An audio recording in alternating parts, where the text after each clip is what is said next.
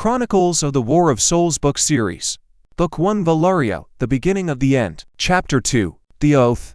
While the smoke from burning villages hung in the sky like heavy, motionless shrouds, turning the sun into a pallid, tin-plated saucer, something else was festering and ripening in the very heart of the Black Hills. In their stony gout, a different, far more terrible storm was brewing, one that threatened to consume in its black flame not just one empire, but the entire known world. From the icy wastes to the flowering valleys, the few who had seen this place and escaped a cruel fate had named it in horror, the Iron Maw. It did not birth or give life, it only devoured it, utterly and without mercy. A deep, gaping crater, torn open in the body of the earth by fire fallen from the sky, which brought with it the seed of eternal darkness and laid bare inexhaustible loads of ore. During the insatiable, predatory mining of iron, this wound had only widened and deepened, yawning now like a festering, never-healing sore. The maw seemed a black, living, evenly breathing monstrosity from the thick, poisonous smoke of dozens of smelters and the eternal, feverish movement within, like an anthill, and flowing toward this yawning wound, as small, nameless streams trickle into one great, murky, and merciless river, came mendless, dismal processions of captives. They trudged along dusty, scorched roads of the steppe, where rust-colored clouds of dust rose from their bare or rag-bound feet and clambered over stony, lifeless passes, leaving on the sharp rocks traces of their blood and skin from dragging chains. They were shackled to one another with heavy, cold iron bands, link by link living, tormented, submissive cattle who had lost their last hope, not warriors or heroes, just pale, emaciated bodies, the last, rasping breath of a dying empire right before their eyes. This was no city or settlement, but a giant, festering wound on the body of a once fertile steppe, a monstrous fusion of fortress, hellish forge, and enormous stockyard, ringed by a high, crudely hammer iron wall topped by a palisade of logs sharpened like spears. These logs were black with tar and time, and from afar, in the shimmering haze of smoky, trembling air, they truly could seem like the ribs of some gigantic, long-dead and decayed beast. Behind this wall seethed the life stripped of all human joy and meaning, a life wholly and utterly subjugated to the monotonous, deafening clang of hammers and the hiss of red-hot metal plunged into water. At the very center of this chaos, amidst the discordant din, groans, and thunder of the forges, rose a barrow. It stood in the crater like a dark, rotting heart cast into the bowl of this scorched earth. The ground here seemed unnaturally black, as if soaked in tar and old, clotted blood. Its surface was marred by deep ruts, as though gigantic claws had sunk into the flesh of the world and torn it. In places, chasms gaped, leading into subterranean gloom. This was no mere hill, it had been desecrated, in its very essence. The air around it trembled with a low, nagging hum felt in the teeth and bones. It smelled not of earth or rot, only of fine, metallic dust of oblivion, and a cold emanating from depths where the sun had never shone. On its summit, like a monstrous growth, lay something resembling a throne, an unnatural pyramid woven from pallid bones. These were not the remains of mythical titans. No, they were the most ordinary human skulls and long tibias, stacked into a monstrous yet deliberate and frighteningly symmetrical semblance of a throne. It loomed amidst human suffering not as its cause, it was their culmination, their quintessence, a silent and terrible monument that had absorbed all the pain, all the horror, and all the hopelessness of what transpired around it. It was this desecration, its physical embodiment. It seemed the very earth here had fallen ill, hardened from torment and hatred, and now this barrow was a scab upon its body, an eternal reminder of a wound that would not heal. Birds did not alight on its slopes. Even the shadows cast by the churning smoke above fell upon it reluctantly, distortedly, as if flowing over some invisible, repellent surface. From here, from this citadel of sorrow, might, and absolute evil, the Iron Shaman, unseen and all-seeing, extended his black will over all that surrounded him, and to the people gazing up from their cages at this bony, dead structure, between the lashes of the whip, it seemed that every deafening strike of the hammer in the forges below was not just work, but the echo of the measured, inexorable, time-like beating of his iron, inhuman heart. The air in the Iron Maw was no longer air, but a separate, poisonous element, a thick and oily substance that was not so much inhaled as forcibly swallowed. Like bitter medicine, it scorched the throat, leaving on the tongue a persistent aftertaste of soot from burning coal and the acrid tan of singed wool and flesh. Whenever some wretch, driven mad by exhaustion, brushed a naked shoulder against a red-hot ingot. To this volatile cocktail was added the nauseating, musty breath of the swamps that pressed practically to the very rim of the crater from the south, and the pungent, sickly sweet, indescribably vile smell of fear, the very smell that emanates from thousands of unwashed, sick bodies compressed into one place, the smell of sweat, the vapors of empty stomachs, and unspoken, perpetual terror. The ground beneath one's feet here never knew solidity. It did not crunch like frozen snow on the plain, but squelch, sucking at boots and bare feet with viscous, disgusting persistence, like some living swamp creature. Countless feet, paws, and cartwheels had trampled the soil into a sticky, uniform, gray mush. It was a dirty brown color, and its composition was not hard to discern. Ordinary mud mixed with coal dust and smelter ash, flour of ground bone and blood. Thawing under the rare sun or meager rains, this earth released, like miasmas, all the smells hanging in the air, making them sharper, thicker, and more unbearable. The dwellings of the Orcs, resembling scabs and festering growths, clung to the slopes of the ancient barrow, violating its majestic contours. These were neither the yurts of nomads nor the dugouts of settled folk in any usual sense. Rather, they recalled womb-like sacks or hastily slapped-together shanties made from whatever was at hand. Crooked and hewn beams driven into the ground at unnatural angles served as frames, draped with thick, poorly cured, grease-saturated hides. These hides were of the most varied provenance. Here were the hard-as-stone flanks of steppe bison, softer and more terrifying for their eerily familiar contours of human skin, and in places one could make out spotted patches taken from their own fallen kin. For nothing here was to go to waste, everything was put to use. At the entrance to each such dwelling hung trophies, collected not for simple display or beauty, but with a certain manic, ritualistic thoroughness of a mutilator collector. These were not mere skulls, but skulls upon whose yellowish bones intricate, terrifyingly complex patterns had been carved with a fine, virtuoso chisel, telling silent, horrible stories of cruelty and victory, not just bundles of dried sinews, but plaited into elaborate, macabre garlands, desiccated and hardened in the wind to the consistency of stone rosaries. From within these leather walls came not just talk or ordinary grumbling. It was a rhythmic, guttural, monotonous chant, heavy and measured as the blow of a huge forge hammer on an anvil. Unfamiliar words formed into strange chants, praising the shaman and the coming great war, the only time when their wretched existence acquired any semblance of meaning and justification. They themselves, these squat creatures with greenish, by land poisoned tinged skin, did not just bear scars on their bodies like warriors. Each scar, each deep welt had been inflicted with deliberate, calculated cruelty, turning their bodies into living, breathing runic chronicles, where notch upon notch was a bloody tale of murder, battle, or exquisite torture. Now, squatting by their dwellings, they honed the serrated, curved blades of their axes on coarse whetstones with almost sensual, animal relish. A little apart, behind a high palisade separating one kind of despair from another, stretched a zone of a different, older and wilder order. The palisade stakes were sharpened like pikes, and crowning them were not the usual wolf heads serving as a warning to other beasts, but the heads of their own pack leaders, grizzled, scarred and time-worn hounds, with muzzles frozen in eternal, petrified snarls even in death. Their glassy eyes, dull and depthless, gazed into the enclosed space as if still keeping their last terrible vigil. Beyond this line reigned its own primal and absolute hierarchy, where law was fang and claw, and right was brute force. No structures, not even the meanest lean-tos or wattle pens, were in evidence. The earth here, trampled and devoid of grass, was pockmarked with gaping, dark holes.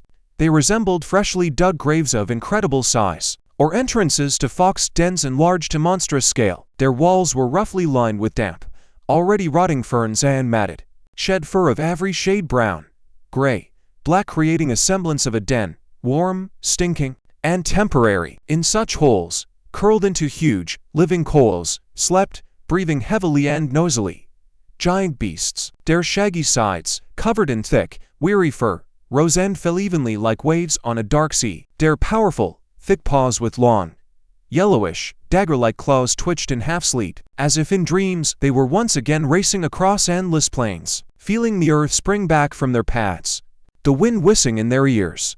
On their black, damp lips they fancied the salty, desired, simple taste of torn flesh, the warmth of blood, the crunch of breaking bones, the soul and chief reward known to their simple, furious consciousness. The bestial, wild stench emanating from this place was so thick, acrid, and dense it hung in the air, like an almost tangible curtain. It overpowered all other smells of the camp: smoke, soot, the smell of humans. It was the reek of unwashed wild flesh, rancid sweat, rotting bedding, and something else, deeper and more primal, unfettered, pure rage. It seemed even the nagging, ubiquitous flies that swarmed in clouds over offal and filth in other parts of the camp gave this place a wide berth, unable to bear this concentrated, animal potency of odor. The air here was different, heavy, dangerous, saturated with an expectation of violence that could awaken at any moment from a sudden sound, or simply because the hunger and empty, mighty bellies outweighed the heaviness of sleep. That the true,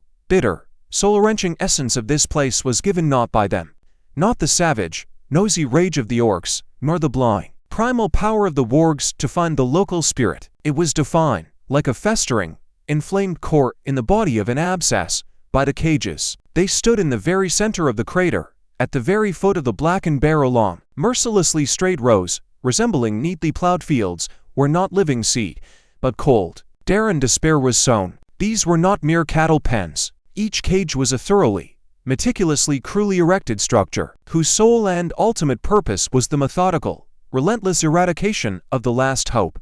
They were cobbled together from thick and hewn logs, bound for strength with strips of rawhide that, drying under sun and rain, tightened like nooses, and with cold, taut, vice-like bands of forged iron. In some cages, cobbled from raw, bark-covered poles under an open and utterly indifferent sky, adults were crowded like cattle for slaughter. The air here was thick and heavy, saturated with the smell of unwashed human bodies, fear, sweat, and excrement that no one ever cleaned. Here one could still see strong, sturdy men, both tillers, whose broad palms were covered in old calluses from scythe and plow handles, and warriors, whose muscle-corded shoulders and backs had once been the support for their families, the defense of their villages, a fearsome force in honest battle. Now these muscles strained uselessly against the rough bars of the cage, and in their eyes, deep sunken from recent hunger and present despair, dense powerless traces of rage. Beside them stood, leaning against the same poles or simply sitting on the bare, trampled earth, women. Some could still, it seemed just yesterday, have been called beautiful, with clear gaze, rosy cheeks, soft curve of lips that knew both song and tender word. Now in their extinguished, ash-filled eyes only endurance remained, that same dull, animal, reckless endurance inherited from mothers and grandmothers who had survived more than one hungry winter, more than one raid, more than one child's death in the cradle. This endurance was the last bastion, the last wall between the soul and complete dissolution. Here, under the searing, invisible yet physically palpable, thunderstorm pressure gaze of the Iron Shaman, and in the shadow of his bone throne, rising in the distance like a curse, both beauty and endurance faded with every hour, with every tick of terrible, relentless inner clocks. They faded not brightly, not with a cry, but quietly, like coal smoldering without bellows, giving way to emptiness, an emptiness more terrible and bottomless than the bitterest, most profuse tears. For tears still meant feeling, pain, life. This was the quiet harbor of oblivion, where the soul sailed away, unable any longer to bear the burden of horror. Silently, motionlessly, they gazed at the black, unnatural barrow, at the smoking, dragon-sick breath smelters from whence came a steady, low hum, and waves of dry, metallic heat mixed with the sweetish smell of soot that tickled the throat.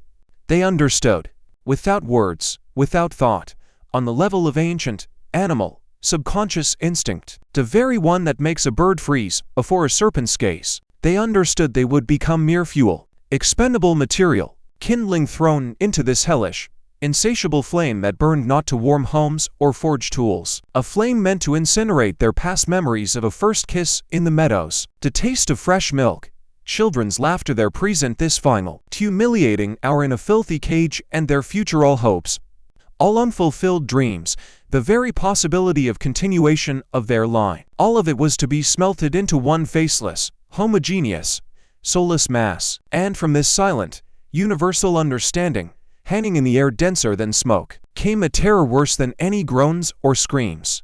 In other cages, under low awnings of coarse, poorly cured hides. In oppressive semi-darkness and stifling, fear-thickened heat, children sat huddled together. They were not seen as future slaves for the black, back-breaking work here. There were enough of their own lower creatures, like the ever-busy, greedy goblins. Their quiet, continuous, background-like weeping was barely audible beneath the deafening clang of chains and the hum of hammers. It drowned in the general din like a thin stream in a turbid, raging river. But it was precisely this weak, almost instinctual sound that was the very core, the axis upon which rested the entire hellish, multi-layered symphony of the Iron Maw.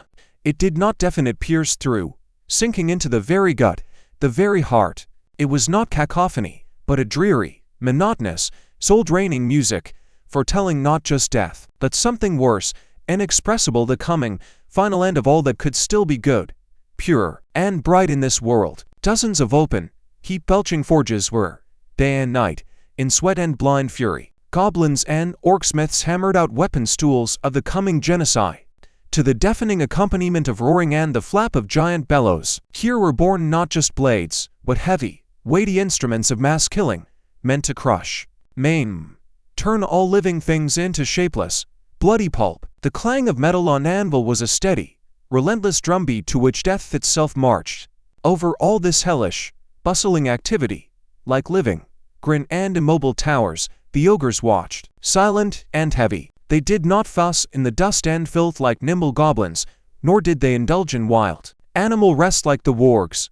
They simply existed in a state of ponderous, threatening, almost petrified calm, embodied, blind inertia of destruction, frozen in anticipation of the single command that would set this brute force into crushing motion. One of them, with skin the color of clotted, old blood and a deep scar across a murky, almost blind eye, sat at the entrance to the main forge like an ancient idol carved from flesh and malice itself. His thick, yellow calloused fingers, each the size of a good pickaxe handle, with absent, bored expression, ground a found human femur to dust. The bone did not break with a dry crack. It slowly, under the monotonous, inexorable pressure, turned into fine, white, crunchy grit that sprinkled onto his powerful, stump-like knees.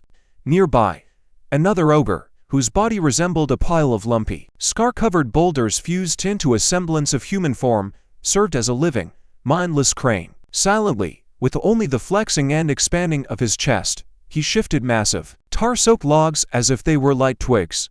They were not simply strong, they were the very primordial, blind force of the earth, crude, untamed, and indifferent, which the Iron Shaman had managed to clothe in heavy, forge plate and subjugate to his dap free will, directing it like channeling the course of a mountain river that crushes all in its path, living and non-living alike. Each day at dawn, the massive, blackened gates of the Iron Maw, groaning on their heavy iron hinges like a wounded beast, slowly swung open, and from the hellish, smoking womb burst forth, like flocks of birds of prey, riders on lathered wargs. These were not messengers in any usual, human sense. They carried no parchment scrolls inscribed with elegant script and sealed with wax. No, they bore their tidings in their yellow, relentless fire-burning eyes, in the bared fangs of their snarls, in the very swift and cruel rhythm of their ugly mount's gallop. Their appearance was not a request or a diplomatic proposal, it was a silent, yet universally understood promise, a promise of rivers of blood, mountains of plunder, and the total ruin of the old world, the very one that for centuries had rested on fragile laws, on phantom honor, and on living memory, all of which here, in the Maw, had long and irrevocably been smelted into a single, all-consuming hatred. This call, silent yet palpable on the skin like the rumble of a subterranean tremor that precedes a great landslide, already rolled across the endless steppes, through quiet dales and over high passes. It reached the outposts of northern chieftains, where old, battle-hardened warriors, inhaling the morning air, frowned their grizzled brows, sensing in it an unfamiliar, metallic bitterness. It penetrated the northern sacred groves, where berserkers, listening to the whisper of ancient trees, heard in it not the call of their gods, but the summons to a different, darker and more reckless fury. It even flew to other, not yet subjugated wild orc clans, whose chieftains, scenting this wind of change, began with relish to sharpen their serrated axes. The very wind, eternal wanderer of the steppes, had changed. It no longer smelled of bitter wormwood, dry, scorched grass, and intoxicating distance.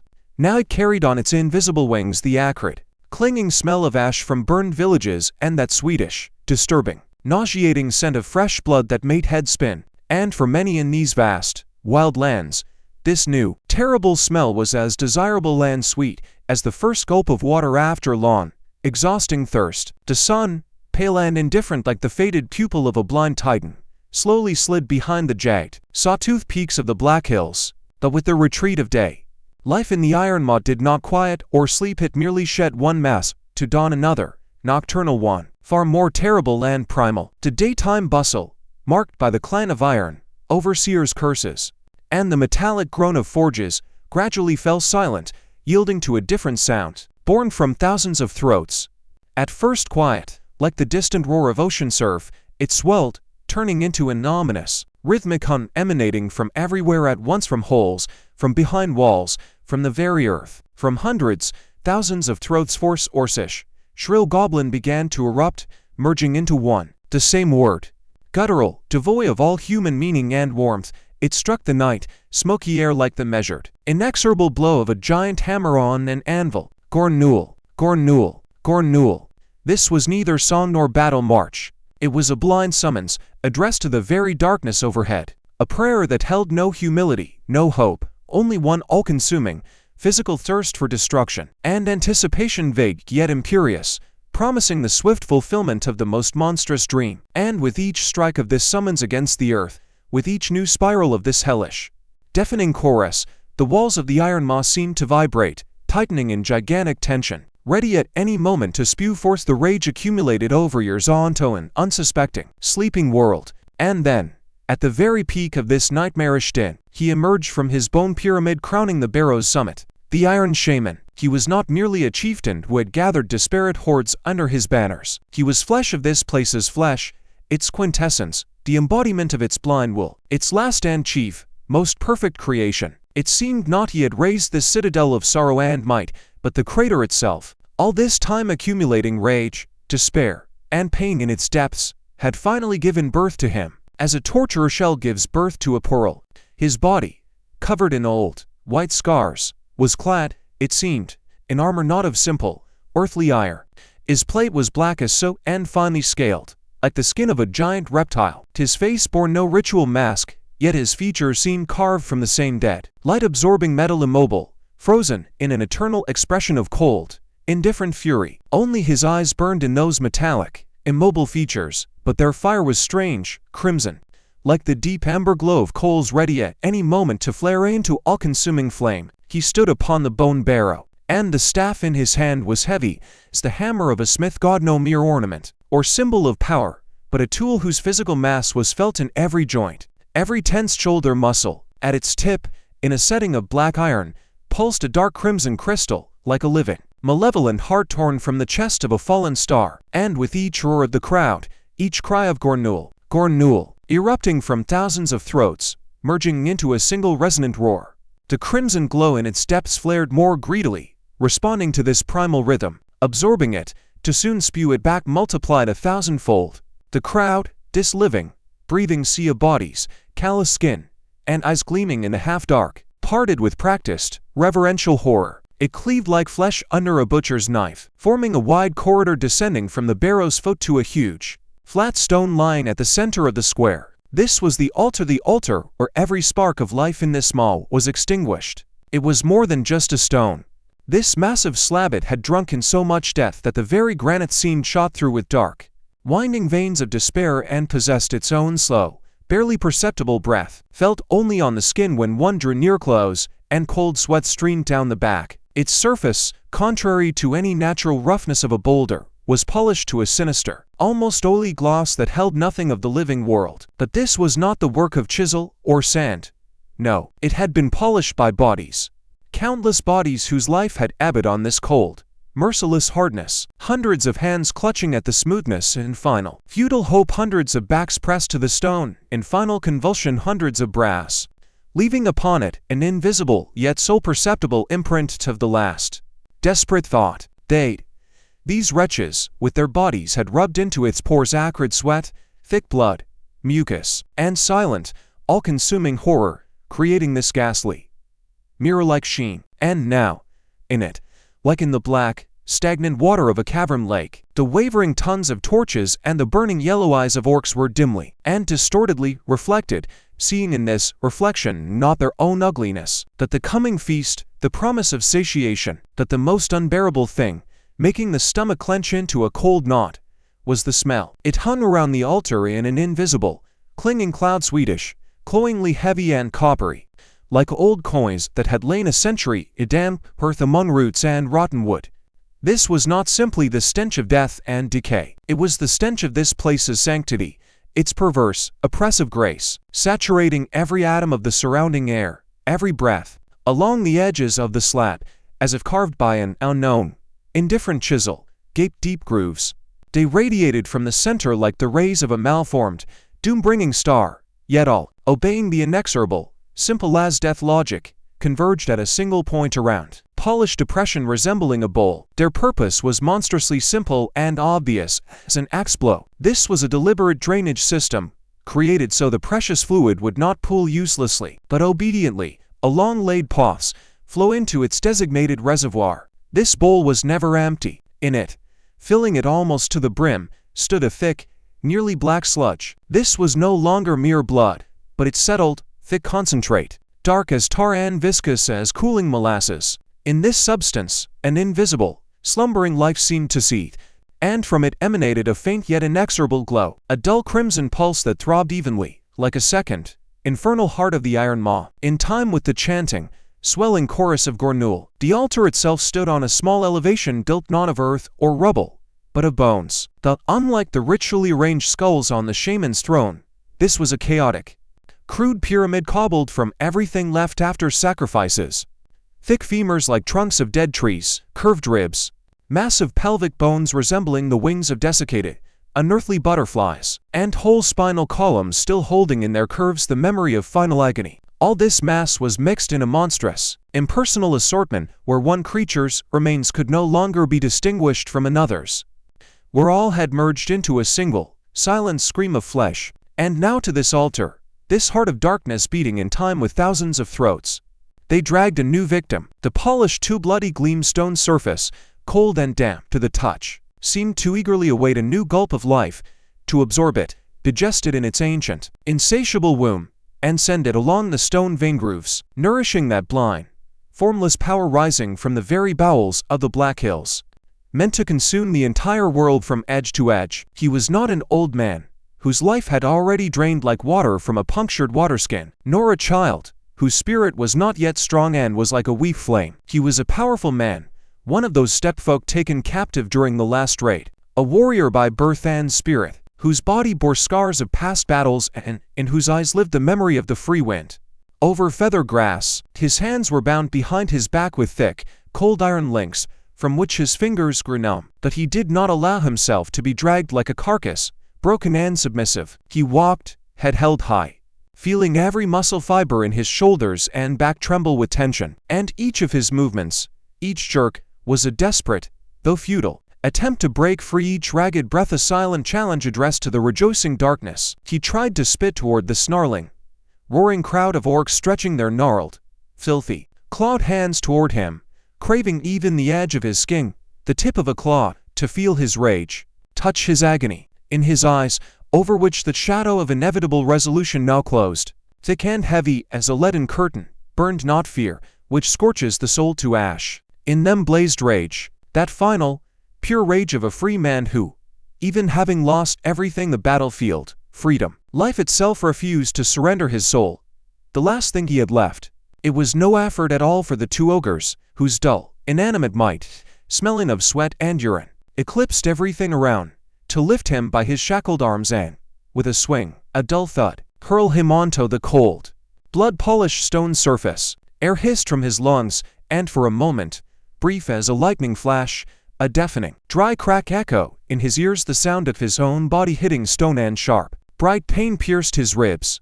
In that same moment, the Iron Shaman, unhurriedly, as if performing a familiar, long-practiced ritual, raised the hand clenched in a heavy, rune-covered iron gauntlet. And this gesture, sharp and imperious, was understood without words, without interpretation. The chanting, deafening all around, This roaring din that pressed on the ears and made the earth vibrate ceased at once. It was replaced by a different, far more terrible silence, oppressive, ringing, pressing on the eardrums, in which the very air seemed to freeze.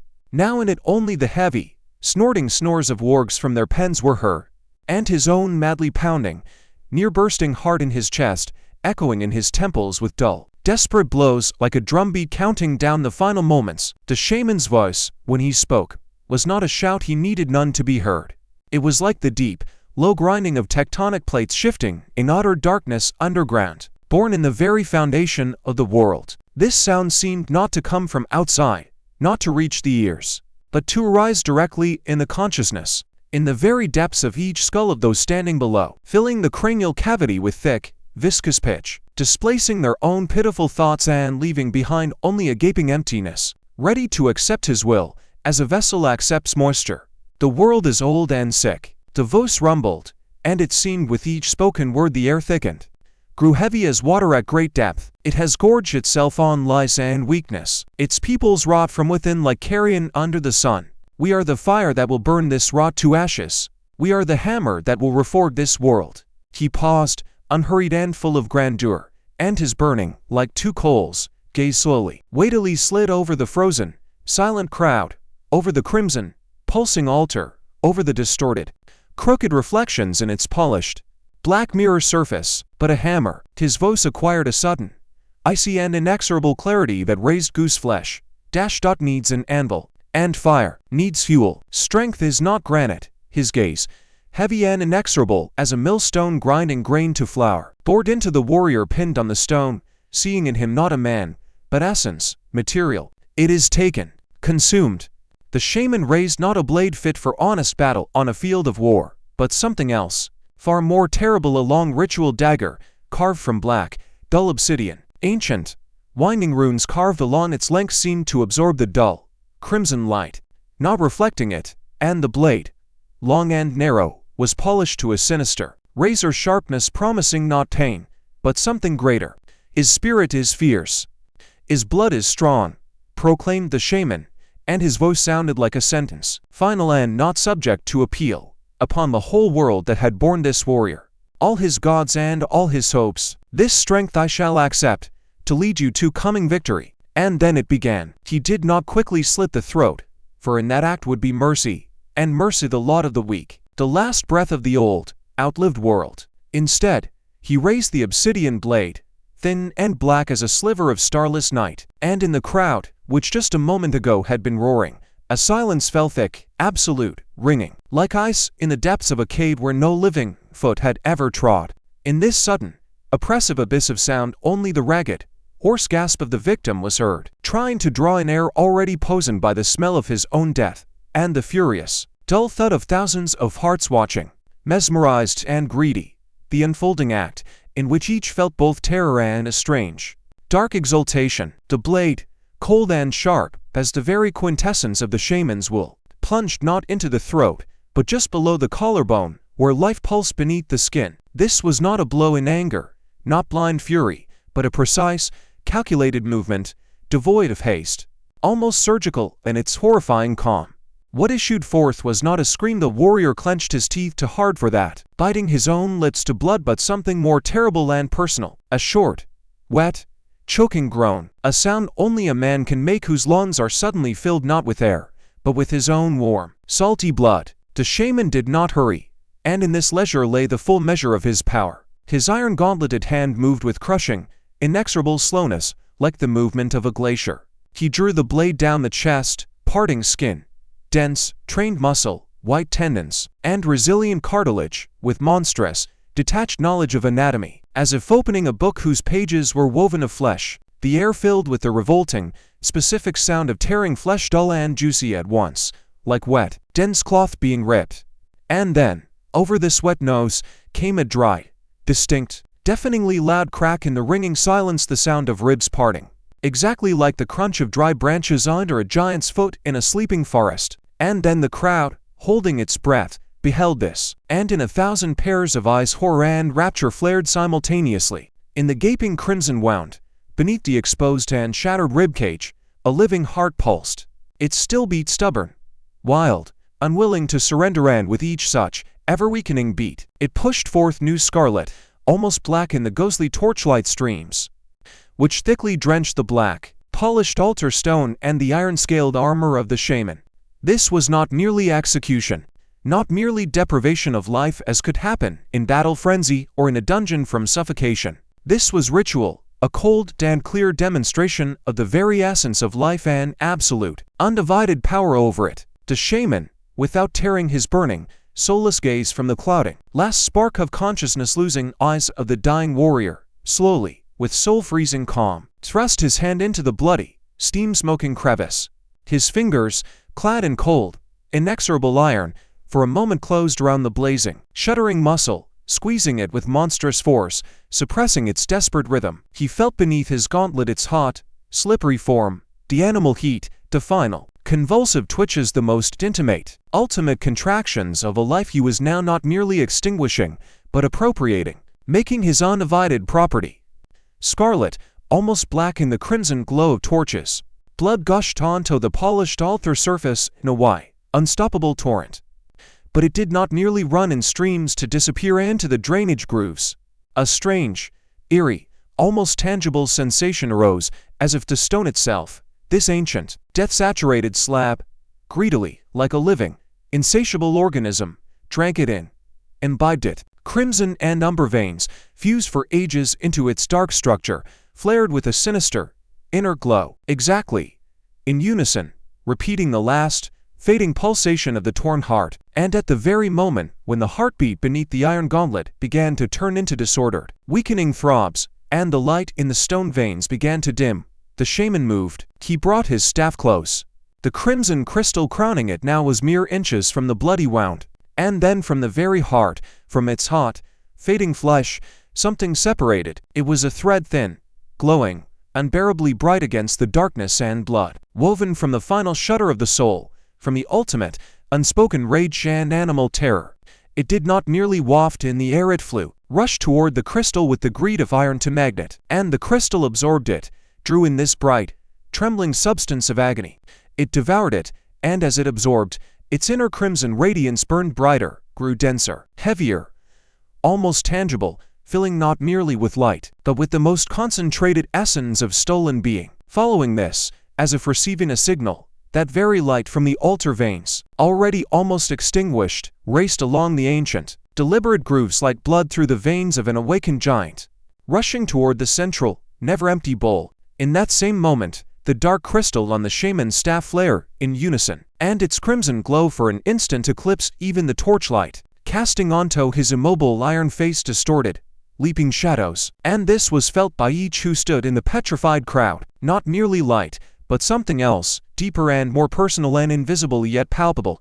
Whiplash-like thread, a thread that bound fast the last breath, the final convulsion on the altar. This bright shred torn from the dying, to that growing, insatiable power now emanating from their chieftain, filling him and overflowing. It was a power born not of muscular might, but of agony itself, forged from final rage, from pain itself, now become their common, terrible possession. The air thickened, breathing grew difficult, and in this heaviness was the taste of stolen death and the promise of coming retribution, now fed by their own malice.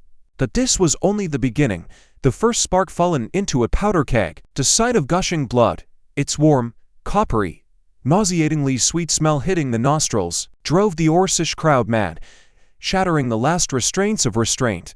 They rushed toward the altar not as a chaos-crazed mass, but following an established, savage, yet clear rite, honed over time and many sacrifices. They plunged the serrated edges of their axes and curved swords into the crimson, still warm pulp, making the metal smoke as if from corrosive acid and hiss. They scooped the thick, dark liquid with their horn helmets, skulls, and simply their hands, and with hoarse, triumphant roars splashed it over themselves, smearing it over scar-covered faces.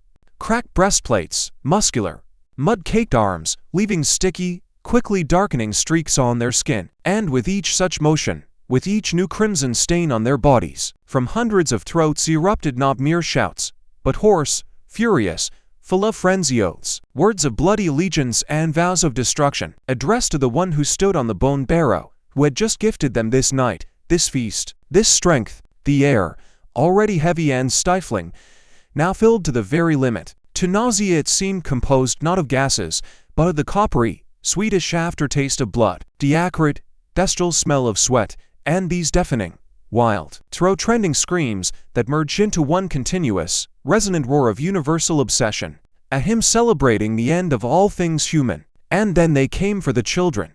Not all at once, and this was a devilish, meticulous calculation, stretching the common torment into parts, so that each gathered, from the young orc who had not known the blood of victory to the last seasoned fighter, could feel it to the very bitter end, to the dregs. From under one of the rough, smoke and mold-smelling leather awnings, from the thickened darkness there, a single, fragile, lost figure was pushed forward. A girl. She might have been 8, 9 at most. Slender as river reed bending in the wind. Hair the color of sun-bleached flax, tangled and filthy in strands, fell onto thin, sharp, childishly helpless shoulders. But the main thing that made the hardest heart clench was her eyes. Unbearably huge on a pale face smeared with dirt and tears, they were dry and empty, as if not a single teardrop, not a drop of moisture remained. She had stopped crying, and this was worse than any sobbing. She had even stopped trembling, as if a freezing cold had penetrated deeper than skin, into the very bones, the very soul, turning her into a small, silent statue of terror. She simply stood and looked at the blackened, smoke-tinged with blood altar, at the shapeless, terrible thing that remained upon it, and at the tall, impassive figure of the shaman, drenched head to foot in scarlet. Her gaze was devoid of all thought, all understanding, all hope. Nothing of a child, nothing living, nothing human remained in it. Only pure, animal, paralyzing terror, frozen in the depths of dilated pupils like in two small, deep lakes of dead, immobile, eternal ice. She was roughly shoved in the back, forced to take a few uncertain, stumbling steps across the viscous, squelching earth to the very foot of the bone barrow, and made to kneel in the sticky, filth-saturated mud. Right before her, blocking all sky, all universe, towered the Iron Shaman like a mountain carved from dark iron and ancient, bottomless sorrow. His armor, just minutes ago simply matte black, was now thickly drenched with blood steaming in the cold air, and from it, from this congealing slime, emanated a faint but quite palpable heat, the heat of a sacrifice just performed, not yet cooled. He slowly, with incredible, soul-freezing solemnity, lowered his powerful, ironclad hand, whose fingers and palm were sticky with thick, clotted blood. This hand, heavy and inexorable, came to rest on the girl's head, completely covering her small, fragile crown. The cold of the metal, seeping through the sticky wetness, made her whole body shudder with a fine, rapid tremor, but from her clenched lips not a sound, not a moan escaped. From blood, his voice, like distant subterranean rumbling, thundered, needing neither shout nor effort, filling all space from the polished, gluttonous altar stone to the farthest, earth-state palisades, impressing itself upon consciousness like a brand. Strength is born, but souls, they cling to weakness, to memory, to names that signify nothing. His fingers, still sticky and heavy, suddenly tightened on her head, not causing physical pain, but shackling the will, and the girl unconsciously, with her whole small body, shuddered as if from an invisible electric shock, from the touch of the very essence of evil. The spirit must be broken, he thundered, and in his words, stamped and clear, rang absolute, brooking no argument power over all living. Remelted in the crucible of my will. Forget the past. Renounce your name. Henceforth you are but clay in the potter's hands, and I shall shape from you a new destiny. He did not kill her, for in simple death would be mercy, granted peace, an honorable end, which she, by his profound, inexorable reasoning, was utterly unworthy of, for she bore no strength, only weakness. Instead, his burning, like to glowing coals, gaze, like a torch extracting from darkness only what it needed, slowly, with ponderous effort, turned aside. There, where in the darkness, like living, breathing cliffs, loomed the massive, immobile figures of ogres. They stood motionless, their titanic bodies mere clots of impenetrable gloom, but their small, tick-like, half-blind slit eyes, glistening with a moist, dull gleam, followed the shaman's every move with animal concentration. Viscous, murky, sap-like threads of drool slowly dripped from the slack corners of their enormous mouths, onto scarred, lumpy, matted for muscular chests. They did not merely await a command like dogs, they were the very embodiment of insatiable, eternal hunger, the eternally empty. demanding to be filled womb of this world, ready to devour, grind, and digest all that would be thrown into it, without distinction or doubt. To you, children of the great void, thundered the shaman, and his voice, like an underground peal of thunder, made the massive, slumbering Nogur bodies startle, jolting from stupor. They emitted a low, deep, throat-originating growl, full of impatience and predatory, dull hope. To you, whose might is founded on the world's flesh, I give their fragile bodies, sate your hunger, consume their weak flesh, so their strength, paltry yet still strength, may task to you. He paused, brief yet significant, and his burning, piercing gaze, like a nail, pinned them in place, forcing them to freeze, though their lumpy muscles were already tensed, ready to spring like compressed coals. But know this, his voice suddenly grew quieter, acquiring a leaden, bone-piercing quiet that made even the most hardened orcs break out in icy goose flesh. Their spirit, their spark, they belong to me. These final words sounded not as permission, not as allowance, but as a cold, brooking no rebuke reminder of the unshakable, iron law. He gave them the flesh, the mortal shell, but asserted his supreme right to the most intimate, that which made these children human, their essence. And in this monstrous division, in this act of spiritual dismemberment, lay the whole essence of his absolute, undivided power. The largest of the ogres, whose body resembled a pile of gray, moss-grown boulders, shifted, tearing his weight from the earth. The earth shuddered under his heavy, dragging, unhurried tread. He did not even bend, did not deem his victim worthy of a separate, meaningful movement. His paw, immobile and huge like a cartwheel's cover, simply, effortlessly, descended from above upon the girl, covering her like the hood of night. There was no scream, for there was none to utter it. No resistance, for there was nothing with which to resist.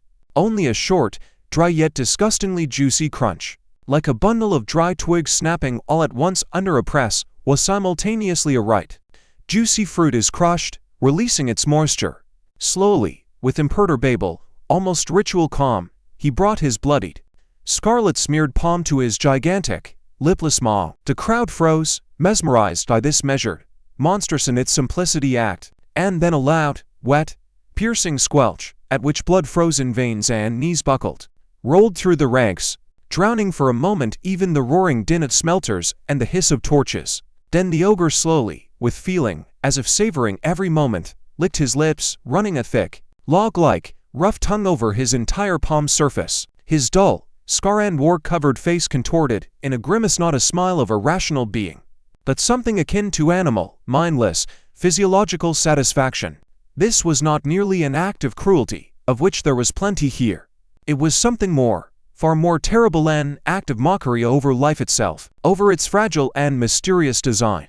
Not only bones and flesh were destroyed, but their very purpose erased, their future taken away, their very essence denied, trampled. The warrior's death on the altar had been a spectacle of might, cruel yet, in its monstrous logic, understandable strength taking strength. But this second death, it was different, qualitatively different. It was a demonstration of a whole philosophy, a new, iron world order, where fragility was considered a crime, hope heresy, and mercio, mortal vice burned out of souls and memory with white-hot iron. It was a lesson hammered into the subconscious of every witness, young and old.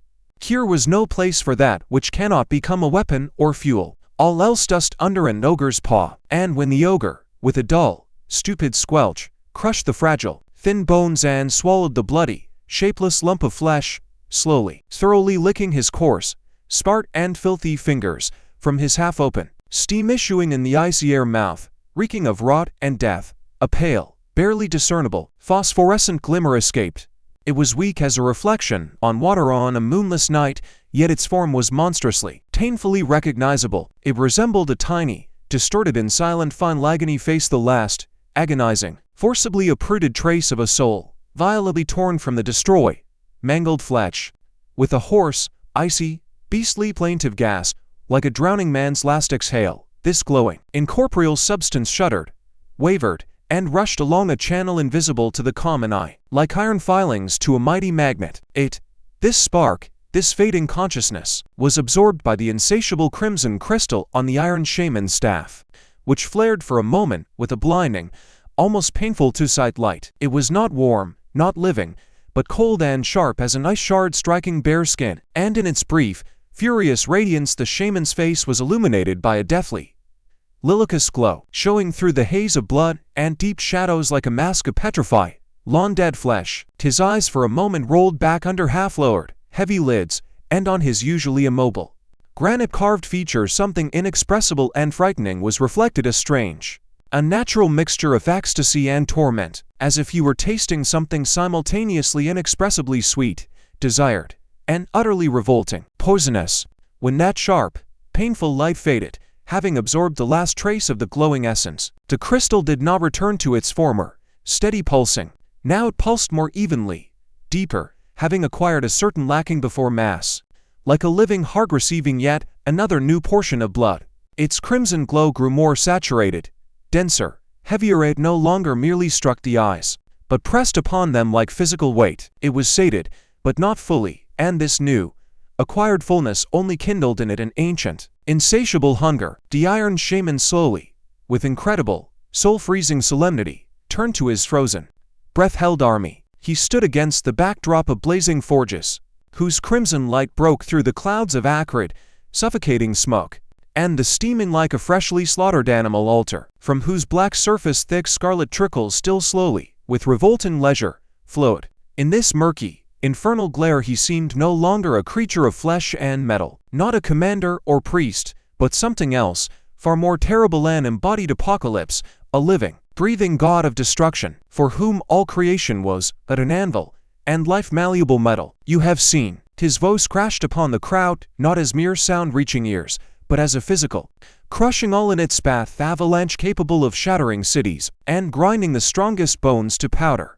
Their flesh will sate your hunger, that their souls will sate mine. He paused, brief but significant, and his burning, like glowing coals, gaze slowly, weightily slid over thousands of mesmerized, upturned faces, absorbing their animal fear and blind, unconditional allegiance like dry earth absorbs rain. Then he pointed his staff westward, where lay the fertile, green valleys and high stone cities of the empire, still unaware of their end.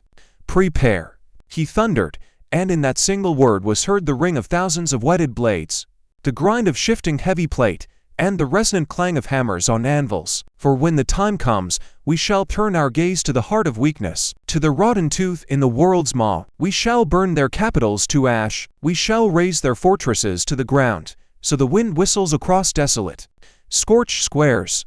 The silence hanging over the Iron Maw grew thick as pitch, heavier than lead. In this ringing, oppressive silence only the greedy, ragged breathing of the crowd was heard. Thousands of throats catching air, and of their cities nothing shall remain. His voice suddenly dropped to an ominous, cold whisper that nonetheless reached the farthest palisade, every crevice, save ash, bones, and the eternal whisper of their consumed souls in my crystal. The roar that rose in answer was more terrible than any thunder, any earthquake. This was not merely a cry of rage or battle cry. It was a roar of revelation, a hymn of total, all-consuming war, where there would be neither victors nor vanquished, only an endless, destructive dance in service to an insatiable, cruel God. And in the cages, watching this universal madness, this sea of ecstasy, distorted faces and impatiently clenched fists, the most steadfast of the captives, those who still held within a spark of hope, did not merely weep. Their minds, clinging to the last to pitiful remnants of hope and memory of another bright world, now retreated, broke, refusing to perceive a reality where there was no place for compassion, nor even death as release. They were going mad, quietly and irrevocably, for they understood on some deep, animal level. Against such all-consuming darkness there was no salvation in life, nor in death, and the insatiable ritual set in motion in this hell demanded more, ever new nourishment, like a fanned fire demands new dry kindling. From that same cramped, stinking cage, from that same dark corner where the invisible yet palpable trace of a small, fragile body still lingered, they dragged forward a boy. He was older, perhaps 10, maybe 11, and in his wide, terror-filled eyes, unlike the girl's glassy, empty stare, a spark of awareness still flickered, struggled, and hence, conscious, piercing, all-comprehending terror. He had seen all that happened before him. He had seen that huge, scarred paw descend. He had heard that short, nightmarish, forever-etched crunch. He had seen how from the gaping maw of the monster emerged and faded in the crimson heart of the shaman's staff that pale, glowing, farewell essence. And now his own soul, still attached to his body by the finest, invisible threads of fear and instinct, clenched into an icy, lifeless lump, anticipating, already experiencing in his imagination that same inevitable and swift fate. "This one is strong," the shaman's voice sounded even and cold, without a single emotion, like reading an ancient, indisputable prophecy, leaving no room for doubt or pity. There was no malice, no triumph, only calm statement of fact, like weighing metal on soulless scales. His spirit fights, he clings to life, to every breath. Such strength. He made a barely perceptible yet significant pause, and in the depths of his eyes for a moment flared that familiar, cold, insatiable fire. "Is more painful to tear out and sweeter to consume." The bow was not given to an ogre, and in this lay its own refined cruelty. To orcs in repellent, crudely sewn masks of dry, cracked human skin, with frozen forever grimaces of others' death throes, seized him by thin, still child-weak arms.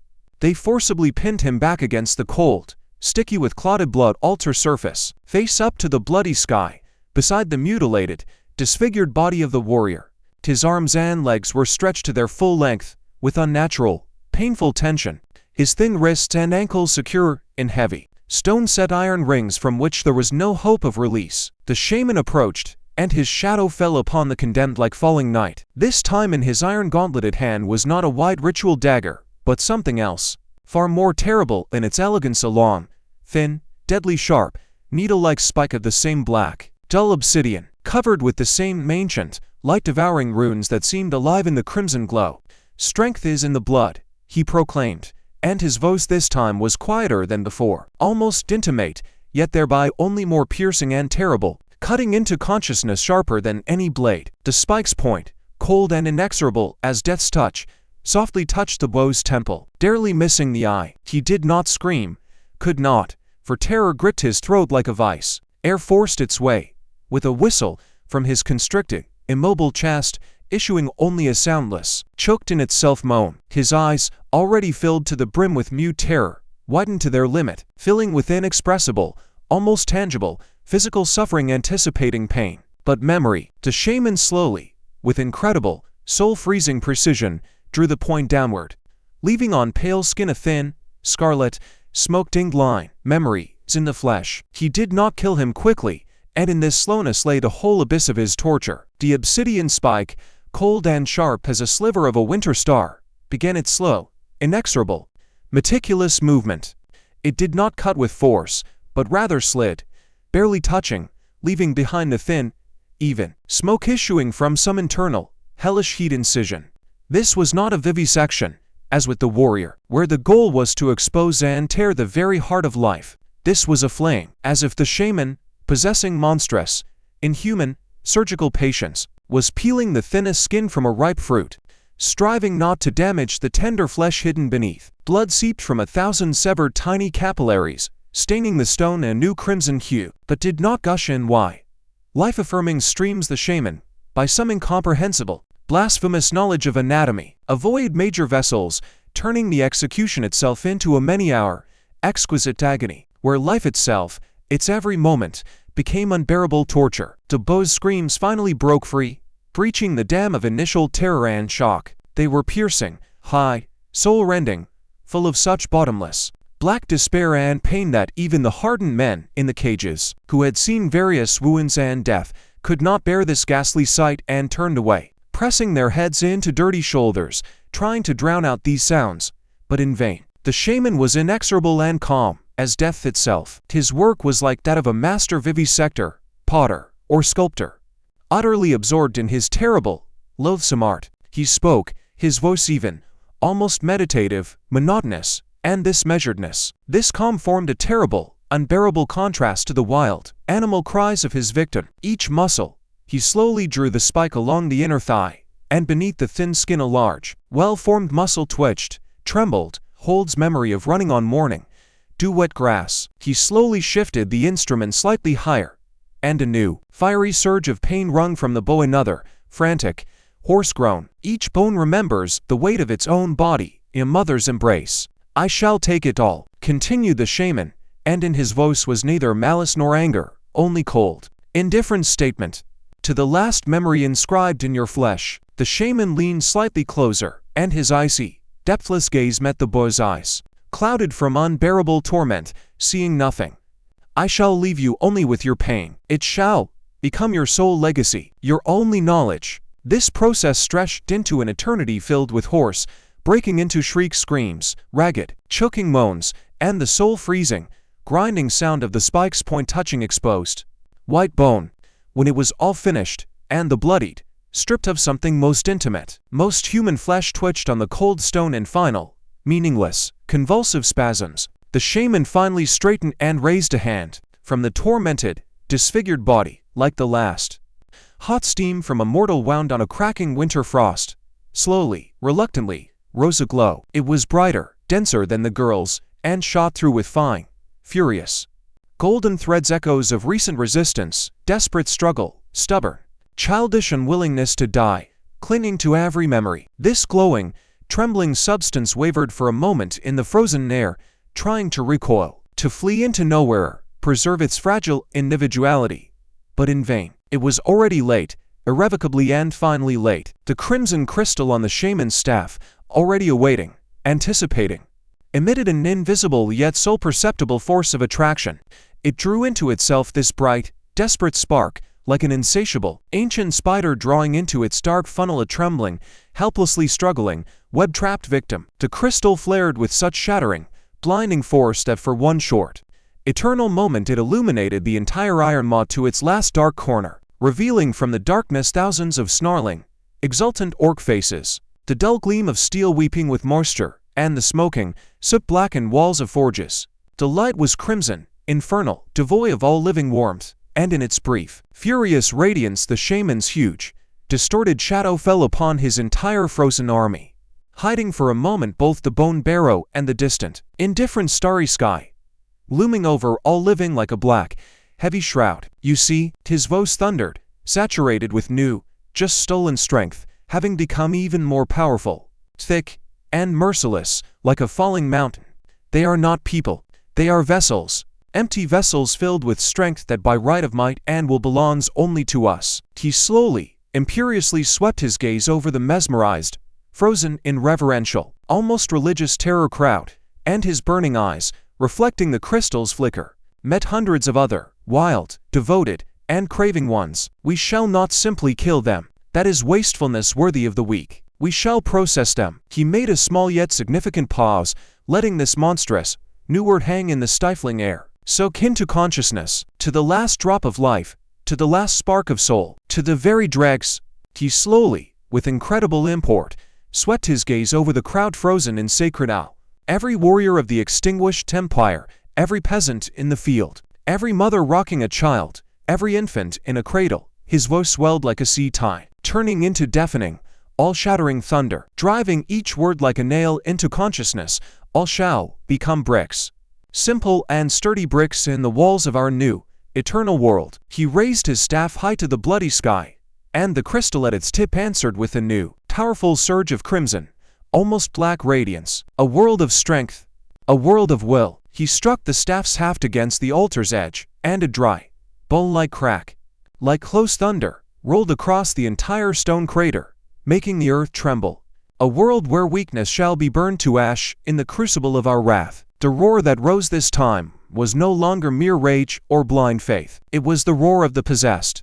The roar of those who had finally glimpsed a clear and precise road to their perverse, cruel paradise, paved with bones and painted with the blood of a whole world. In this deafening sound remained nothing human, nothing rational, only a single, bestial, throat-rending shriek of full and unconditional consent to total, all-consuming annihilation. And in the cramped, stinking cages there were no more tears. Not even quiet, hopeless weeping. There was only a deaf, paralyzing stupor, heavy and thick as molten lead, presaging mute, unspoken madness. They now saw not merely death, not merely cruelty. They saw the end of all they had believed in, that which for centuries had held their old, familiar world together.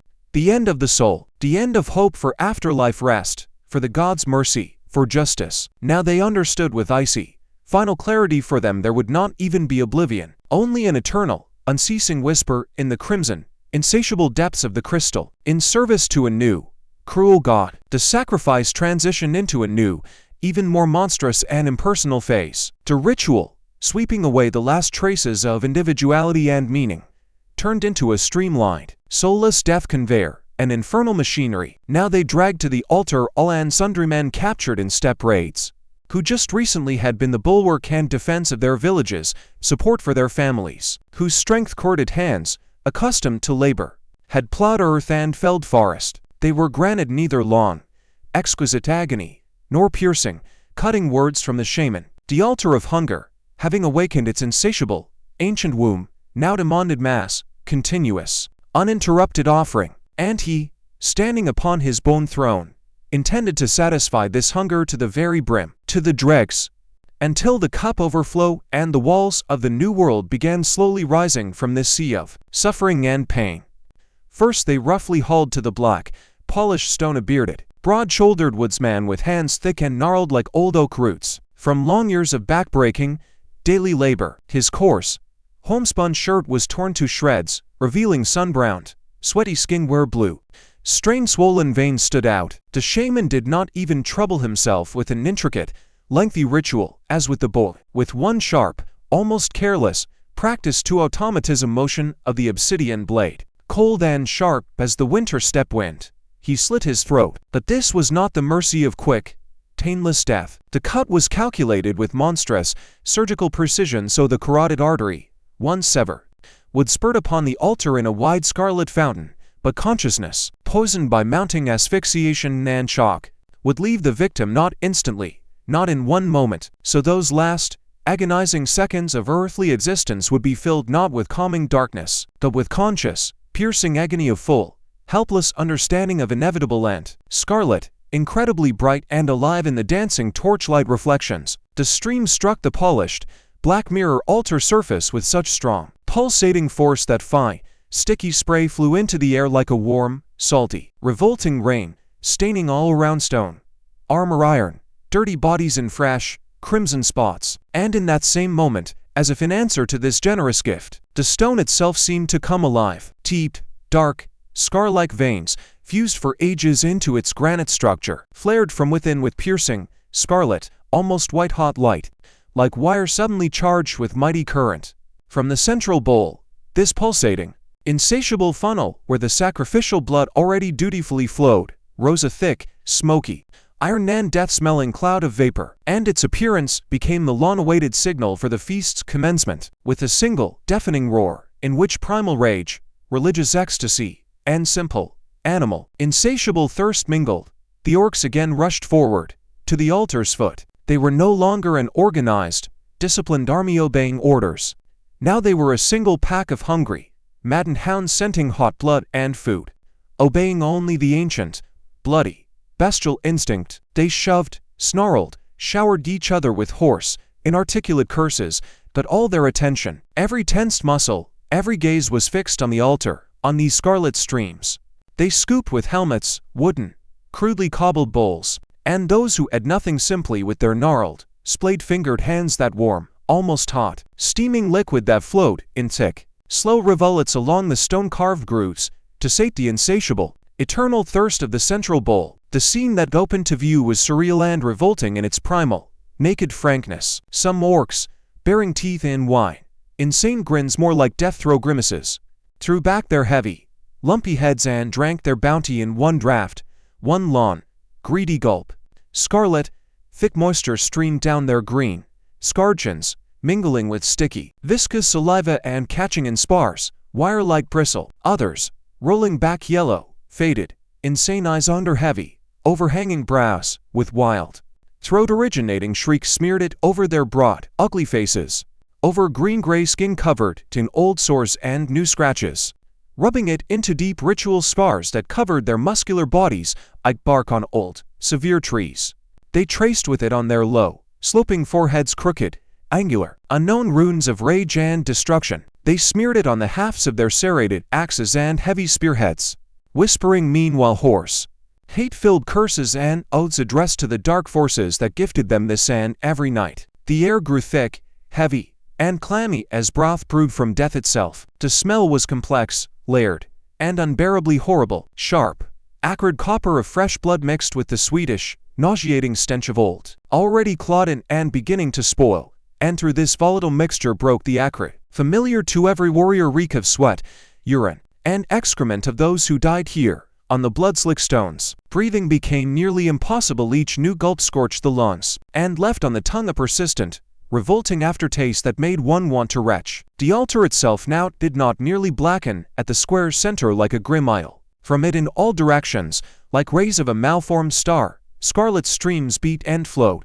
and the earth around for many yards turned into a sticky, squelching underfoot, crimson mush. It seemed as if from the very bowels of the earth had erupted a giant, festering abscess, and now it spewed forth the very essence, the very core of what transpired around the cruel, merciless, naked truth of universal slaughter and madness. Over all this madness, over this boiling slaughterhouse cauldron, unmoving as if carved from the same black rock as the altar, stood the Iron Shaman. His figure was the only immobile, silent pillar in the heart of the swirling chaos. In his gauntleted hand he held his staff, and the strange, dark crystal at its tip now behaved like a truly living, breathing being, with each new knife blow plunging into flesh, with each last, hoarse moan of the dying.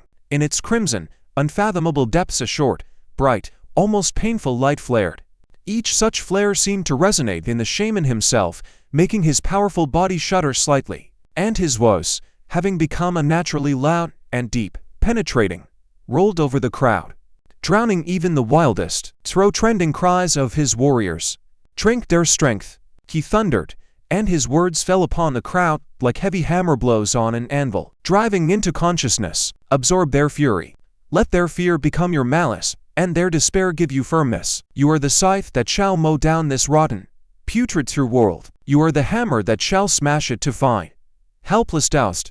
This was no longer sacrifice in any usual, ritual sense. It had become something else, far more terrible and industry, a streamlined, soulless production. Living people, each of whom once had a name, a family, and private thoughts, now passed here, by the black, insatiable stone, like faceless, interchangeable parts on an endless conveyor. Their past, their hopes, their fear, all of it was ground here, without remainder, into a single, scarlet raw material. It went to fuel that strange, dark power filling the shaman, and became pain for the banners of his warriors, who now, intoxicated by it, dream only of one thing: to bring death and ruin to all in their path. And with each new breath violently cut short by the sharp knife, with each new stream gushing onto the polished two-mirror gleam stone surface, with each new, short flare in the crystal's heart, this movement, this dark flow, swelled. The river composed of pure hatred and bottomless grief rose higher and higher,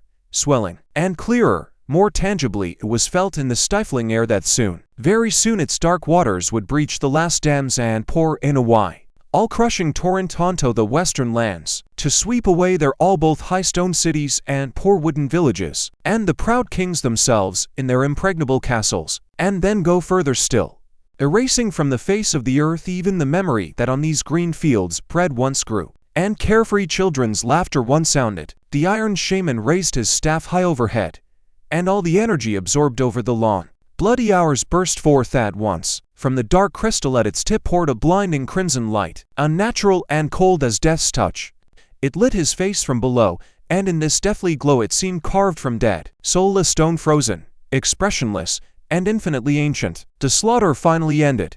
The ensuing silence was worse, more terrible than any death screams, thick, oppressive, ringing, like heavy, liquid lead-filled sky just before a hurricane. The air still trembled, filled with unspoken, throat-stuck terror. It was thick and damp, motionless, reeking of the persistent, iron tang of blood and the acrid, nauseating odor that rose in a heavy cloud from dozens of gutted, disfigured bodies heaped at the very altar foot. He slowly, with incredible authority, swept his gaze over the frozen, mesmerized crowd. His eyes, in which burned the cold, lifeless fire of an extinguished star, slid over the largest, fiercest orc faces, stopped on the squat wargs, lingered on the dull, massive, boulder-like figures of ogres. Orcish rage and ogre might shall shatter any, even the highest walls. His voice sounded, even, heavy and inexorable as a glacier's movement. Warg claws shall scatter any army that dares gather against us. He made a small but significant pause, letting these simple and terrible words settle firmly, forever,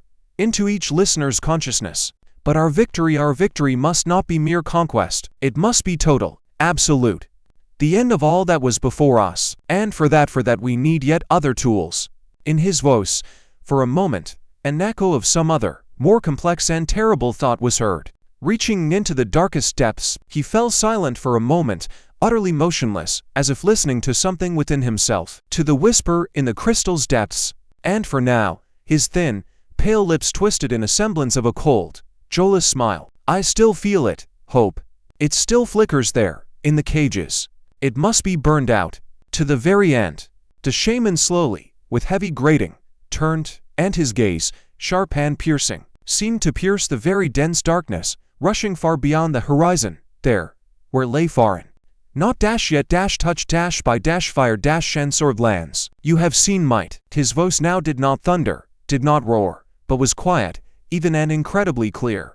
Yet each spoken word cut into consciousness sharper and deeper than the loudest shout. You have tasted the strength born from an enemy's blood and fear. He made a small pause, letting them again, vividly, feel the salty, coppery taste on their cracked lips. But this is not enough. There is another rage, the kind that rises from the very blackest depth of a soul, when a man is robbed of the last thing he has, when before his eyes they kill that for which he alone was willing to breathe. He slowly, weightily swept his burning, all-seeing gaze over the entire crowd. Its taste it is bitter, and it intoxicates, inebriates more strongly than any, even the most shattering victory. His burning gaze, cold and heavy as the touch of dead, ancient stone, slowly, unhurriedly slid along the row of dark, stinking cages. He was not searching, he already knew where his choice would fall. And now, finally, it stopped. On their cage on him Elodi, instinctively, with her whole being, lunged forward, shielding Miko as a bird shields his chick from a hawk. She clung to him so tightly that her thin,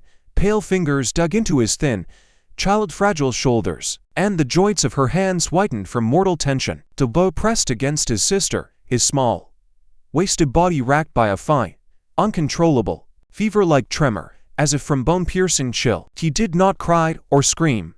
Frozen in mute stupor, he simply froze, like a rabbit hypnotized by a serpent's merciless gaze, and in his sister's wide, tear-filled eyes saw only a pale, distorted reflection of his own, all-consuming terror. Hold on, Miko, just hold on. Her whisper was barely audible, a thin thread over the deafening crowd din. But to the boy it sounded louder and clearer than any shout. In this stifled whisper was contained their entire world, both the sunny one left far behind, at the mill on the river, and the dark one now collapsing before their eyes. At that very moment two orcs approached the cage, and the piercing, metallic screech of the heavy iron bolt being drawn back sounded to Elodi louder than the most deafening thunderclap overhead. No. Her cry, hoarse, torn and full of the most genuine, animal despair, broke free and tenacious. Scar and filth-covered hands dug into Miko's thin shoulders. Let him go. Take me. She threw herself forward, entwining her brother so tightly, so densely, as if by sheer force of will she could absorb him into herself, hide him from the world. Her fingers, white with tension, dug into the dirty, torn cloth of his shirt, and desperate, almost superhuman, love and terror-born force made one of the orcs momentarily release the boy from his grip. The second orc, hissing something inarticulate and vicious through clenched teeth, with all his brute strength, not looking, struck her across the face with a heavy gauntlet. She felt something crunch in her nose, and warm, salty, familiar blood immediately filled her mouth. Darkness speckled with sparks danced before her eyes, but her hands, both, did not unclench, did not loosen their grip.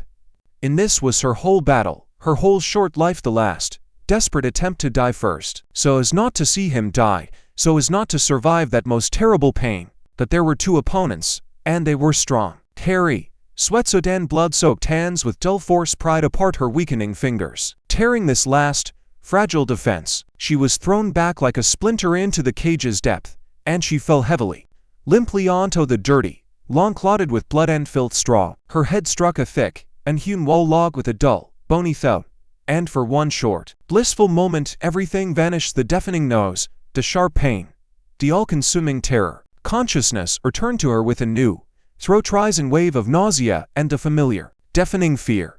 She raised her heavy, splitting head and saw her little brother, her Miko, being dragged across the ground strewn with sharp bone fragments and splinters. His feet, in worn-out shoes, plowed helplessly through the sticky, crimson mud. Miko, Her cry, a single one, tore through the oppressive, ringing silence hanging after the hours-long bloody work. This was no longer mere sound, not a human cry, but the very soul scream turned inside out, full of such piercing, bottomless pain that even some of the orcs, the most callous, involuntarily, for a moment, turned their heads. She scrambled to her feet and clutched the thick, unbending cage bars, shaking them with a strength she did not know she possessed. The wood, old and sturdy, only grown deep, gutturally, not yielding. Her face, streaked with blood from her broken nose and lip, and now distorted not only by pain but by powerless, burning rage, was turned only to him. "I'm here. I'm with you. Look at me," she shouted, tearing her throat, trying to pierce with her gaze, her love, through all that distance, to become for him the last anchor, the last scrap of native soil in this utter hell. The bow was dragged to the very altar foot, to where the stone was especially dark and slippery, the polish too sinister. Only gleam with blood and grease stone seemed now a huge black beast about to swallow him. Miko, unable to stand on weakened legs any longer, fell to his knees in the sticky mud. He raised his head, and his eyes, filled with tears, full of mute question and fear, met his sister's gaze, clinging to the cage bar so fiercely it seemed the iron should flow. And in that one short second, in this last gaze, flashed, like a lightning bolt, their whole short, yet so bright life, the red, time-blackened mill against the evening, crimson sky, father's loud, booming laughter tossing him high in the air, the warm, cozy smell of fresh bread from the oven, the quiet, lulling tales Elodi told him every night before sleep. All that had been their world, all that was being taken from them now forever, irrevocably. Sister, his frightened, thin, cracked little voice, like a small bird, broke through the crowd din and reached her, a single, most important sound. The Iron Shaman watched this entire scene, not moving, showing not a single emotion. His face, framed by iron, expressed neither anger nor pleasure, only cold, detached, clinical interest, with which a naturalist examines a rare, unfamiliar insect, preparing a pin. A bond, he grated, and his voice sounded dry and hard as one stone scraping another. The threads that bind these two souls, they are the most painful to tear. He slowly, deeply exhaled, and in the depths of his eyes, like from under ash, for a moment flared that familiar, cold, insatiable fire. And therefore, a fruit is the sweeter. He slowly, unhurriedly approached Miko, and his huge, dark shadow completely covered the boy. Like night itself, the iron gauntlet with a cold, mechanical creak clenched the child's tender chin, roughly forcing him to raise his head and look directly at the black, fresh blood steaming altar surface. "Look," sounded his indifferent, flat, like a blunt axe blow on a block, voice. "Look upon the end of all you ever knew." Then he turned his head slightly, barely perceptibly, and his words, clear, stamped and soul-freezing, precisely reached Elodi, frozen like a statue at the bars of her prison. "And you watch as your sole reason to breathe dies." Elodi froze at the bars, unable to move, unable to tear her gaze away, as if nailed to the spot. Hot, scalding tears streamed down her face in silent, continuous streams, mixing with the dark, clotted blood on her swollen lip and leaving salty, clean trails on dirty, dust-covered skin. But from her constricted throat not a single moan, plea, or curse escaped. She simply watched, drinking in with her eyes what was happening, because in this final, most terrible moment of her life this was the only thing she could give him, her full, undivided, to the very end presence. Her gaze was a silent promise, a last oath she could utter only by the force of her mute despair. "I am here. I am with you. You are not alone." The shaman took his long obsidian spike, black, cold and polished to sinister gleam. It flashed with a bloody torchlight reflection, when its needle-sharp point touched first Miko's temple, then slowly, inexorably descended to his thin, child-slender chest.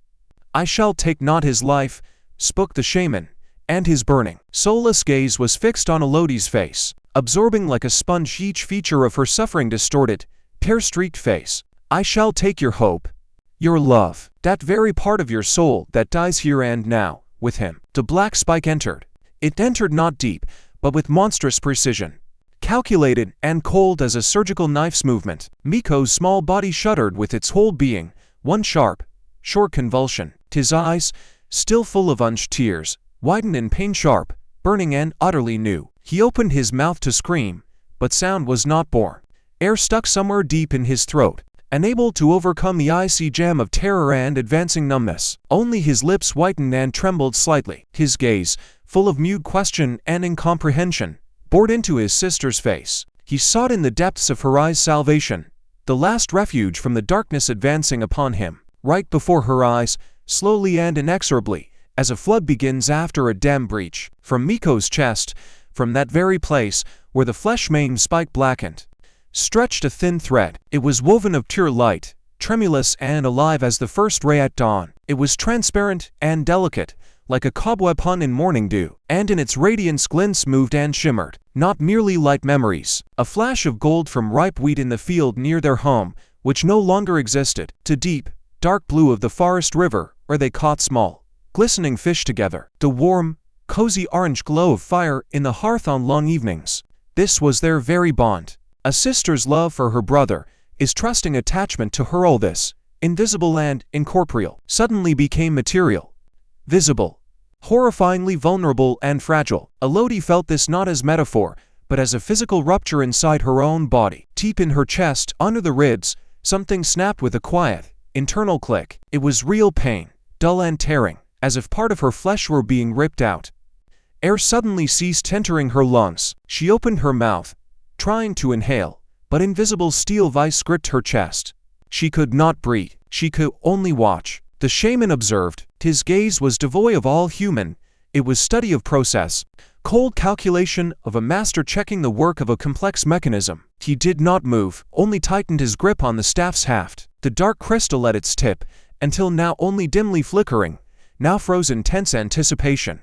And from the bow's chest, from the very depths where the last remnants of life still flickered, the glowing thread continued to stretch and thin. It was woven from the warmth of his breath, the whisper of his thoughts, his very essence. With each moment it grew thinner, dimmer, about to vanish forever. The boy no longer tried to scream. He could not. He lay, only his chest weakly and irregularly rising, the last reflexes of dying flesh. The light in his wide-open eyes, still moist from unshed tears, began to dim. It did not fade gradually, but went out at once, as if an invisible hand covered a fragile candle flame with a snuffer. The gaze became empty, glassy, staring at nothing. His body, so small and defenseless, suddenly went completely limp. Everything left it, all that made this child Miko. His soul, his laughter, his fear of the dark, his memories of mother, his boundless trust, all of it had been drawn out by the thin glowing thread and absorbed. And at the moment the thread snapped at the pale chest, it rushed toward the crimson crystal, not slowly, but with greedy, insatiable speed. Plunged into its core and was absorbed without remainder. The crystal flared. It flared not merely bright, but blindingly, with a sinister, dense crimson light that for a moment painted in bloody tones the distorted orc faces, the black altar stone, and the shaman's immobile figure. Even on the most hardened, cruelty-seasoned faces for a moment something more than habitual bloodthirst froze. It was a dull, animal bewilderment mixed with ancient, superstitious fear. They saw how not merely life was stolen, but how that which follows life was torn out, that which no weapon should touch. Elodi uttered no more sound. She froze at the thick bars, clutching them with fingers whitened from unimaginable tension. But strength had left them, rage evaporated, leaving behind icy emptiness. Her wide-open eyes were dry.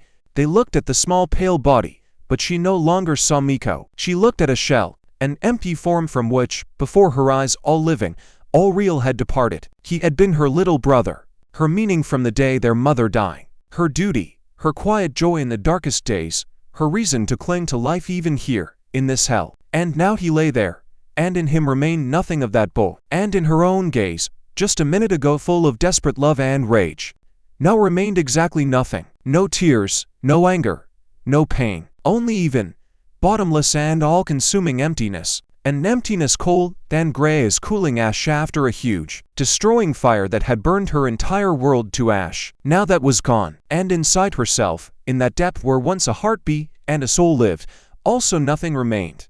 She slowly, like a marionette with all strings suddenly cut, recoiled from the cold bars and sank limply onto the dirty, blood and filth-stained straw. There were no tears, they simply did not come, as if their very source in her had dried up forever. Scorched by the last, searing gaze, she simply sat, drawing her knees to her weary chest and staring indifferently, seeing nothing. into the gray, revolting emptiness before her. The last, most important wall that, until this moment, had somehow protected her fragile consciousness from the surrounding chaos had collapsed. The last, dearest flame that all these days and nights had warmed her from within, giving strength to breathe, had gone out. Now only one thing remained: cold, indifferent, all-consuming nothingness, in which sound, light, and thought itself drowned. Hope was not merely dead, it had been torn out by the root, with living flesh, right before her eyes, and that last glowing shred of the thin thread that bound her to her brother stronger than any blood, now burned in the very core of the staff of the one who had become for her now not merely an enemy, but a living, breathing embodiment of apocalypse itself, the end of all things bright. The silence that settled in Elodi's soul was far more terrible, deeper and more unbearable than any sobs or piercing despair cries. It was heavy and airless as a granite slab pressing on the chest, and cold as ancient ice in the deepest, starless caves. She sat motionless, not breathing, staring at the dirty, bone-mixed straw under her bare feet. But in truth her inner gaze was turned inward into that very gaping void which just minutes ago had been filled to the brim with her love for Miko, her daily care for him, all meaning and all justification for her own existence. Now in place of that warmth, that light, gaped a black, starless, bottomless chasm. And in this new, terrifyingly lifeless emptiness something else, new, began slowly, imperceptibly, to kindle. Not hot grief nor blind despair, but something heavy, sticky as pitch, and scorchingly cold as steel on a winter night. Hatred, but not the kind that flares, fears, brief conflagration, but another cold, honed as the shaman's own obsidian blade, and inexorable, slow as the very flow of time. It slowly, molecule by molecule, crystallized in the depths of her emptied soul, and each of its facets, each sharp angle, was whetted on the memory of his last frightened, comprehending nothing gaze. She did not see how the Orcs, having finished their terrible ritual, with new, already simple, domestic zeal fell upon her brother's lifeless, emptied body, did not hear their hoarse, triumphant, exultant shouts. Her entire external world shrank to a single, burning point to Miko's frightened gaze, frozen in memory like on glass, and to that very moment, forever etched into her soul, when the last glowing thread between them snapped with a quiet chime. But her body, her animal, instinctual essence, still remained here, in this stinking, bloody pit. And when the wild, victorious roar of the ogres and that revolting, squelching, wet crunch, meaning now only one thing, finally broke through the thick layer of numbness enveloping her mind, something inside her, deep within, clicked like a cocked trigger. She slowly, very slowly, raised her head. What met her gaze now was not merely death, the end of life. It was complete, total annihilation, erasure of the very trace, the very memory of life. The largest ogre, whose body resembled a pile of great, moss-grown boulders, no longer merely crushed the small, fragile body. His huge, scar-covered paw, the size of a cartwheel, was skinning the lifeless little body like a freshly caught and killed hare, exposing dark red, steaming muscles and the whiteness of thin, fragile ribs. Another ogre, slightly smaller, with a dull, satisfied roar, tore off a small arm and, throwing back his enormous head, began to devour it with loud, wet squelching, grinding even the bones in his maw with a dull crunch. A third, with dull, childlike concentration breaking a tedious toe, was tearing the remains apart. And Orcs, with shrill, piercing laughter and shoving elbows, rushed to pick up the bloody, still warm shreds, smearing them on their breastplates and weaving them into their tangled, filthy, long and washed braids. They were not merely sating their hunger, physical or ritual. With each motion, each squelching, slurping sound, they committed something greater, far more terrible sacrilege against memory itself, against the very essence of being. They were erasing the very fact that this small body had once run across sun-drenched meadows, that from its child's throat had poured carefree, ringing laughter, that it had warmed itself by a crackling log fire in its old, yet so cozy home. They methodically, with wild, animal pleasure, were turning her brother, her Miko, into nothing, into bloodied mud under their coarse feet, into a faceless, frightening ornament for their coarse, sweat death and smoke-reeking armor. And in that very moment, looking upon this last, unthinkable, final desecration, Elodi made a vow, not aloud, not in whisper, not with a cry. She carved it into her very core, into her wounded, bleeding heart, with the dull, heavy blade of her own unbearable, all-crushing pain. I will live. I will watch. I will remember every sound, every smell, every bloodied shred of his flesh they are now mangling. And I will find a way. I will become the shadow that stalks their heels. I will become the plague that silently, without cry, mows down their ranks. I will become the blade that finds their throats in the deepest darkness. But I will destroy this, all of them, to the very last. I will kill you, Iron Shaman. I will tear out your cursed, insatiable crystal and shatter it on the stones of this very altar. I will release every soul, every spark you have imprisoned in it, even if it is the last thing I do in this life. I swear by his empty, seeing nothing gaze. I swear by his blood that now soaks this cursed earth. Her face remained immobile, stony, as if carved from the same granite as the altar.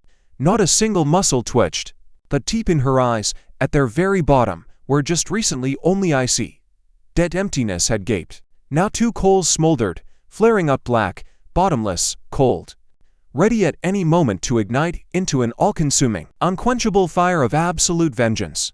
Meanwhile the Iron Shaman, standing at the very summit of his bone barrow, like a grim idol, watched the ritual's completion. His immobile, all-seeing gaze slowly slid over the crowd of warriors, whose bodies, armor, and faces were thickly smeared with sticky blood, and remnants of what had so recently been a living child. He saw them dance in wild, almost mad frenzy, and heard their hoarse, exultant cries. And he felt physically, with skin and bones, perceived how the heavy crystal on his staff grew ever weightier, and pulsed deeper, more evenly, filling to the brim with new, monstrous, just-born strength. This was not merely the energy of death, crude and simple. It was the refined strength of love torn apart, the strength of forcibly stolen childhood, the strength of that last, desperate, mute sisterly gaze that had absorbed all the world's pain.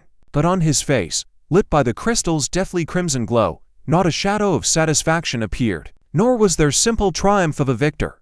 Only a single expression: cold, bottomless, truly insatiable thirst, as if he, having drunk to the dregs an entire sea of salt water, still felt in his throat an unquenchable, spasming dryness. Enough, his voice, amplifying and distorted by the might of hundreds, maybe thousands, of consumed souls, again crashed upon the square like the blow of a giant hammer on a granite anvil. The sound was so weighty, dense and physically palpable, it silenced even the largest ogres in their tracks, frozen with bloodied, steaming lumps of flesh in their paws.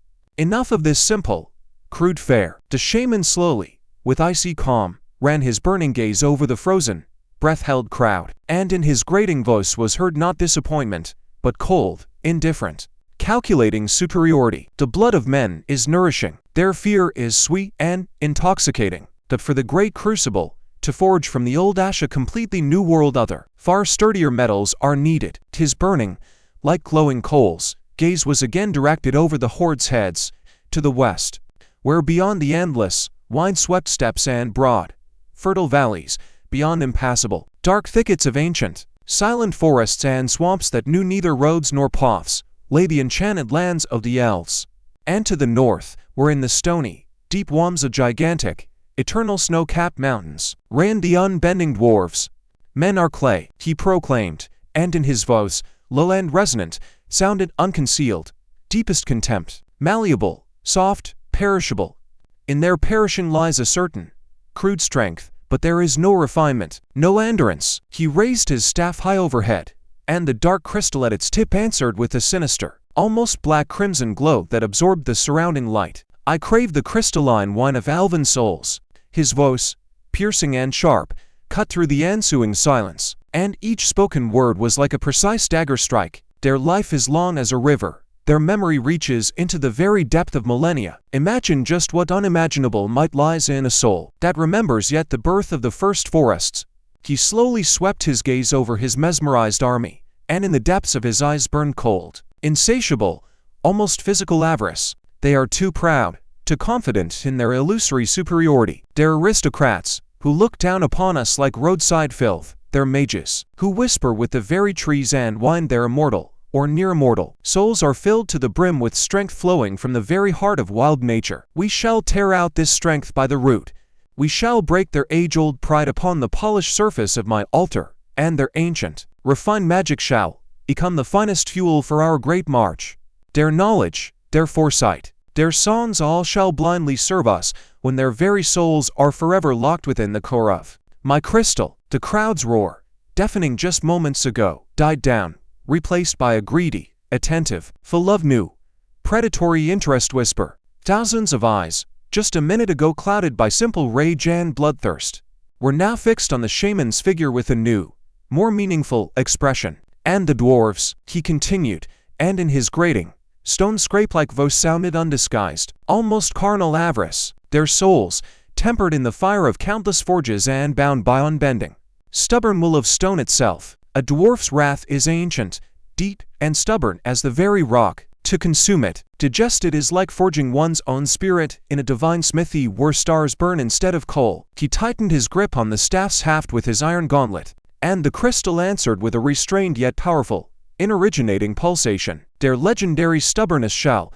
become our unshakable will, their rage our shattering hammer. He struck the staff's haft against the stone barrow's edge, and a dry, bony sound echoed lowly across the entire crater. Stone and steel, that is the sole foundation of their closed world. Their fortresses shall not fall from mere sorcery or numerical superiority. Their subterranean strongholds, their great halls carved into the very heart of mountains, their countless chambers. His voice grew deeper, heavier, acquiring incredible weight and significance, as if he now spoke of something fundamental, the very foundation of the universe. To smoke out an old, wise rat from his hole, one must collapse the very hole to its very foundation. Through the ranks of the frozen Orcish horde passed an approving, low, throat-originating rumble, like the growl of a waking huge beast. The Orcs, in their simplicity, respected dwarves not as a people or kin in reason, but as rare, difficult, and therefore worthy prey. Their impregnable fortresses, delving into the darkest mountain depths, beckon not only with the phantom of untold treasures and stores of fine weaponry, but with the very challenge their furious, stubborn to madness resistance was that crucible that made Orcish blood boil and see far more than simple, mundane slaughter of the defenseless. To break such a stronghold, to storm these stone halls, was a matter of honor and highest valor for any self-respecting orc chieftain, but not their stubbornness, nor their mercantile, miserly spirit. His voice suddenly dropped, becoming insistent, piercing, and intimate, as if he were now sharing with them the greatest and most terrible secret. Their will, that very, unbending, stone-like will that makes them chip away at unyielding stone for centuries, seeing no white sun, knowing no other goal than that which they themselves, voluntarily, have set. He made a small but significant pause, letting these simple yet heavy words settle firmly in their consciousness, to feel all their depth and weight. Their souls not of air and light, like the haughty elves.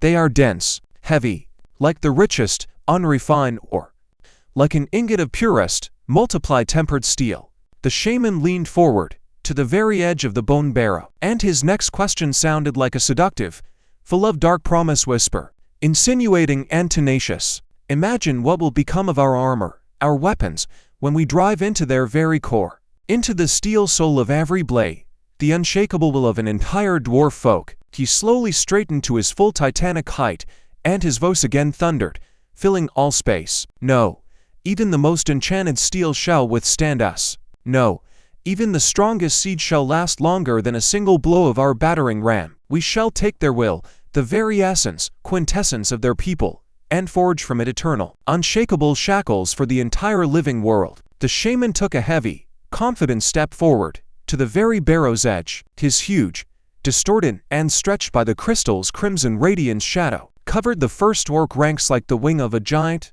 predatory bird, eclipsing for a moment the torchlight. That the world, children of darkness, is vast and treacherous. His voice again became even, cold and calculating, like an experienced commander thoughtfully examining a map of future battles. An army, even the mightiest, needs keen eyes and sensitive ears. Needs those who will pass, or even our hardiest war will not pass, and see what our sharpest scout will not discern. He paused, meeting the gaze of the fiercest, fire-burning eyes of the orcs. We need the Khajiit. Among the orcs passed a light, bewildered murmur, like the rustle of dry leaves. On some coarse faces, usually expressing only simple rage or avarice, appeared rare and unfamiliar incomprehension. The cat folk, those ever grinning, nimble traders and smugglers, Those vagabonds with their eternal deals, their souls swift and agile, flexible as their bodies. His voice grew quieter, almost a whisper, yet they listen even more attentively, catching every word. They do not burn with pure rage, like yours, nor are they hard as dwarven. They are slippery, elusive, like fine sand that cannot be held in a clenched fist. He slowly, demonstratively, clenched his hand into an iron fist, showing them his thought. And just like this sand, they can seep into any, the narrowest and most unnoticeable crack. Their natural, innate cunning, their ability to find a path where none, it would seem, exists, and send profit from a mile away. We shall direct this subterranean, winding river into the strict channel we need. The shaman swept his imperious, all-seeing gaze over the entire crowd, in which was read absolute, unshakable confidence in his own rightness. We shall force their curiosity and their insatiable greed to serve our great purpose. Their souls, woven together, shall weave for us invisible yet sturdy nets, in which sooner or later shall entangle both the haughty elves in their crystal towers, and the stubborn dwarves in their deep dungeons. Now his voice again gained strength and might, with each new word growing louder and weightier, like the rising, ominous rumble of an approaching mountain avalanche. His figure seemed to grow and fill all space at the bone throne's foot, casting upon the crowd a huge, sinister, moving shadow. He slowly, with icy, unhurried authority, ran his burning gaze over the endless, dark sea of his warriors. He saw their dull, old scar and noosor-covered faces, their small but burning with predatory, yellow fire eyes, and now in these always simple eyes, always full only of primitive rage and thirst for destruction, he saw something new, hitherto unseen, a glimmer of devilish, not yet fully realized understanding that their own might merely a part, one of the tools of a great and terrible design, that their simple rage would be directed and used, like water directed onto a mill wheel, to grind to dust whole peoples and worlds. Strength might fury, his words thundered, stamped and clear as drumbeats before decisive battle.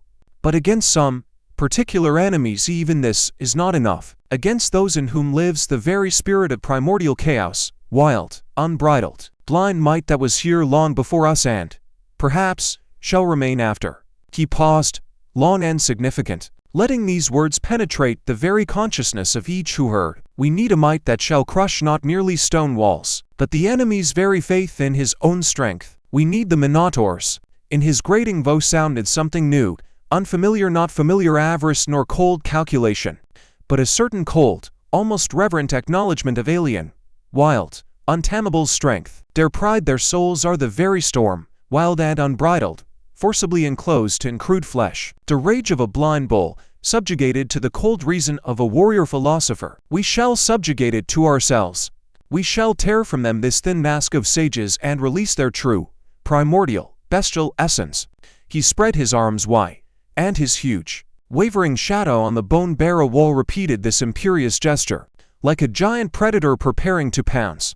Imagine these titans, these self-satisfied warrior sages, crushing all in their path in that blind, all-consuming fury that I shall nourish. Their tempered horns shall pierce the staunchest last ranks of defenders of the old, outlived world. And now his speech reached its highest point. His voice thundered, shaking the very air, and the crystal on his staff flared with such blinding, piercing crimson force, that many orcs involuntarily screwed their eyes shut, instinctively recoiling from this infernal light. But there are those who stand above simple physical threat. His words sounded sharp and imperious, like a tocsin calling to final battle. Those who dare challenge death itself, its very essence. His voice suddenly grew quieter, more subdued, but thereby only more terrible and weighty, filling with icy, concentrated hatred, such as he had not shown even toward the proudest elves.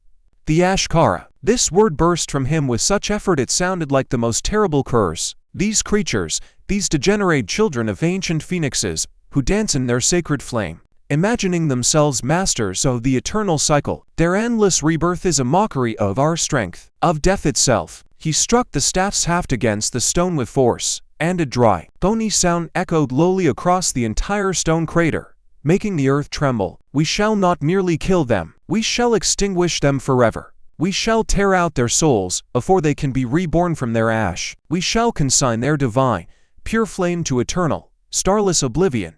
His figure seemed to absorb all surrounding darkness, all the night's heaviness. No ash, no new beginning, only eternal, silent, unanswering darkness. And then nothing shall rise again from dust to challenge our absolute power. He paused, and his powerful chest slowly rose, drawing in the stifling, thick air reeking of blood, sweat, and smoke. His final words did not merely sound, they hung in the ensuing dead silence, heavy and inexorable as a sentence carved in stone. In them was not a drop of empty threat, only cold, calculated as a scalpel strike statement of inevitable future, which each present felt on his skin, on the level of ancient instinct.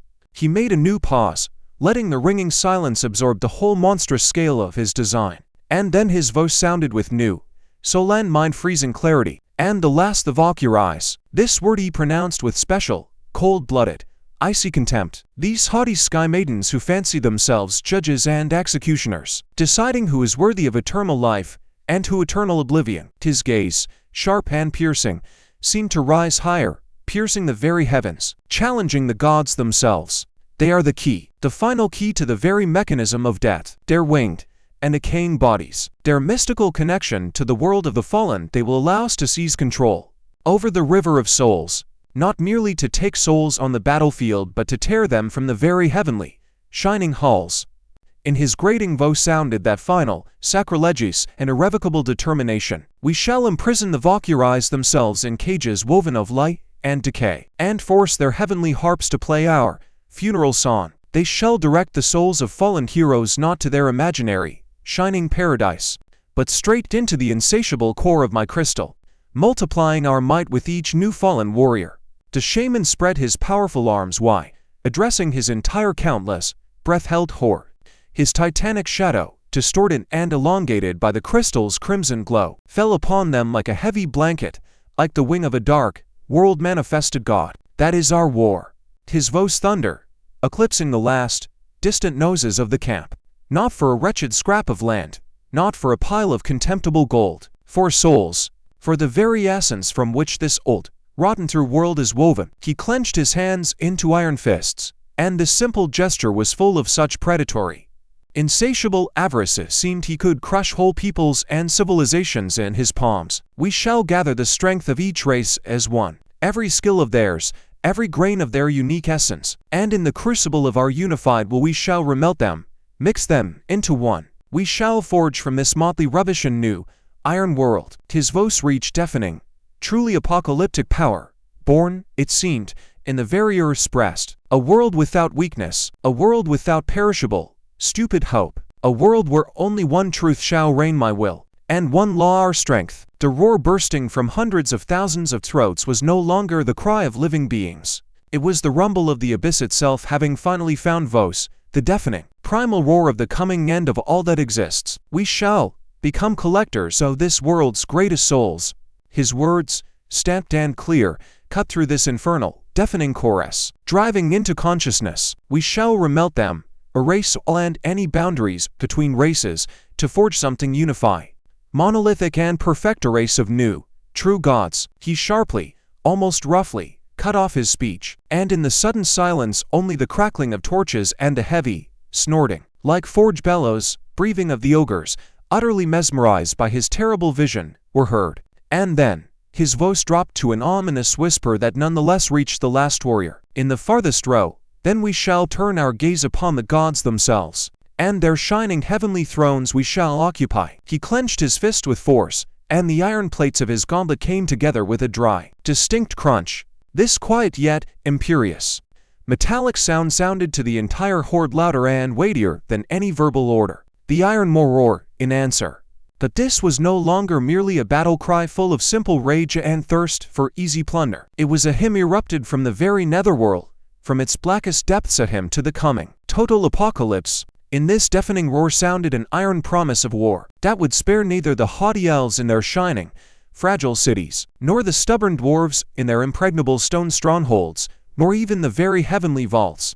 A war that would consume, like ravenous flame, all races, all worlds, and turn them to fine, helpless dust, from which he, like a potter, intended to shape his new, monstrous reality. And in her cramped, stinking cage Elodi sat, pressing her back against the rough, unhewn logs, and listened. Every word, every curse falling from the bone barrow's height she absorbed into herself, as dry earth absorbs deadly poison that henceforth must become the sole food for her soul. And her silent vow, carved by the sharp knife of grief into her very heart, now grew new, monstrous and precise details. She vowed to destroy not only these orcs and their black prophet, she vowed to become the gravedigger, quiet and inexorable, of the entire new world he intended to build upon the bones of her brother and millions of others. She was but a miller's daughter from a lost border village, whose name signified nothing, but henceforth the millstones of her will, cold and heavy, would grind not golden grain, but the very essence of the darkness rising from the Iron Maw's bowels, and her vengeance would be white as the purest flower, soundless, all penetrating into the very cracks, and inexorable as the eternal flow of the river that once so peacefully turned her home's mill wheel. And for now her first and sole, simplest and most complex goal was one to escape this hell alive, so that her quiet, cold hatred would not die with her in this filthy cage. Finally, the last echoes of the wild horse howls died away, dissolving in the thick, acrid air filled with smelter soap and the sweetish, nauseating smell of fresh, not yet cooled blood. The crimson radiance that had hung like a heavy glow over the Iron Maw dimmed, yielding to the familiar, oppressive, almost tangible darkness. But this darkness was already different. New, it had forever absorbed the memory of what had happened on this long night. Yet what had happened was not the nightmare's end. On the contrary, it became its true, final beginning. The seed words of absolute evil had been cast into the soul of time, and now the entire living world had only to wait what monstrous, poisonous shoots they would yield. The silence that covered the camp was thicker, heavier and more terrible than any battle's thunder. It was not mere absence of sound, it was its direct, sinister opposite, a ringing, dense substance that had absorbed, like a sponge, every cut-short moan, every last death rattle, and that revolting, wet crunch that would forever echo in the memory of those who heard it. The air no longer trembled with rage or ecstasy. It froze, petrified, turned into an invisible, shoulder-pressing monument erected in honor of the greatest sacrilege committed here. And in this new, deathly silence, under the cold, indifferent stars that impassively gazed upon the earth from incomprehensible height, the world had changed, irreversibly, irrevocably and forever. The war that had been waged before between men and orcs was, in its cruelty, understandable, almost mundane. It was fought over patches of fertile land, over full-flowing rivers, for the right to possess a stone crown, or simply for survival. It was a war in which there were prisoners who could be ransomed, and dead who could be buried with or without honors under a wooden cross or a stone barrow. Grief in that war had its own, albeit why, yet still boundaries. It rested upon a carved name on a tombstone, or a weak, flickering hope that a husband, son, brother, missing, would one day knock on the door. What had been proclaimed from the bone throne by the Iron Shaman had nothing in common with that old, almost honest war. It was an apocalypse that had taken the form of a countless horde and clothed itself in black steel. It was not a campaign for conquest of resources or lands, but a crusade against the very concept of life in its diversity, against the motley of worlds, against the very perishable, stupid and beautiful hope that anything in this world could ever become better, brighter, or kinder. Henceforth this tribe ceased to be merely orcs, a wild, cruel, yet in its simple rage understandable folk. They had turned into something else, far more terrible, into embodied, living philosophy of complete, total negation of all else. Their deity became the abyss, their prophet cold, calculating hatred, and the sole acceptable offering the immortal souls of those who dared to be unlike them, who thought, felt and loved differently. They did not wish to conquer this world to don its crown and reap its fruits. Their ultimate, unthinkable goal was to disassemble all creation into parts, like a meticulous watchmaker disassembles a complex, unique mechanism, to remelt its elegant, irreplaceable cogs into a faceless, heavy ingot from which something new, ugly, monolithic and utterly alien to all that was before could be cast. The Elves with their memory reaching into the depth of ages, the Dwarves with their unbending will stronger than any granite, men with their seething, fleeting and so fragile passion for life, all now seemed not peoples with their own history and culture, but merely living, breathing ore, raw material for the great, infernal remelting that was about to begin. The time of the great harvest had come, but a harvest not of golden grain, but of immortal souls, and the sickle was already whetted. Thank you for your attention. Please like and subscribe so you don't miss the next part and chapter.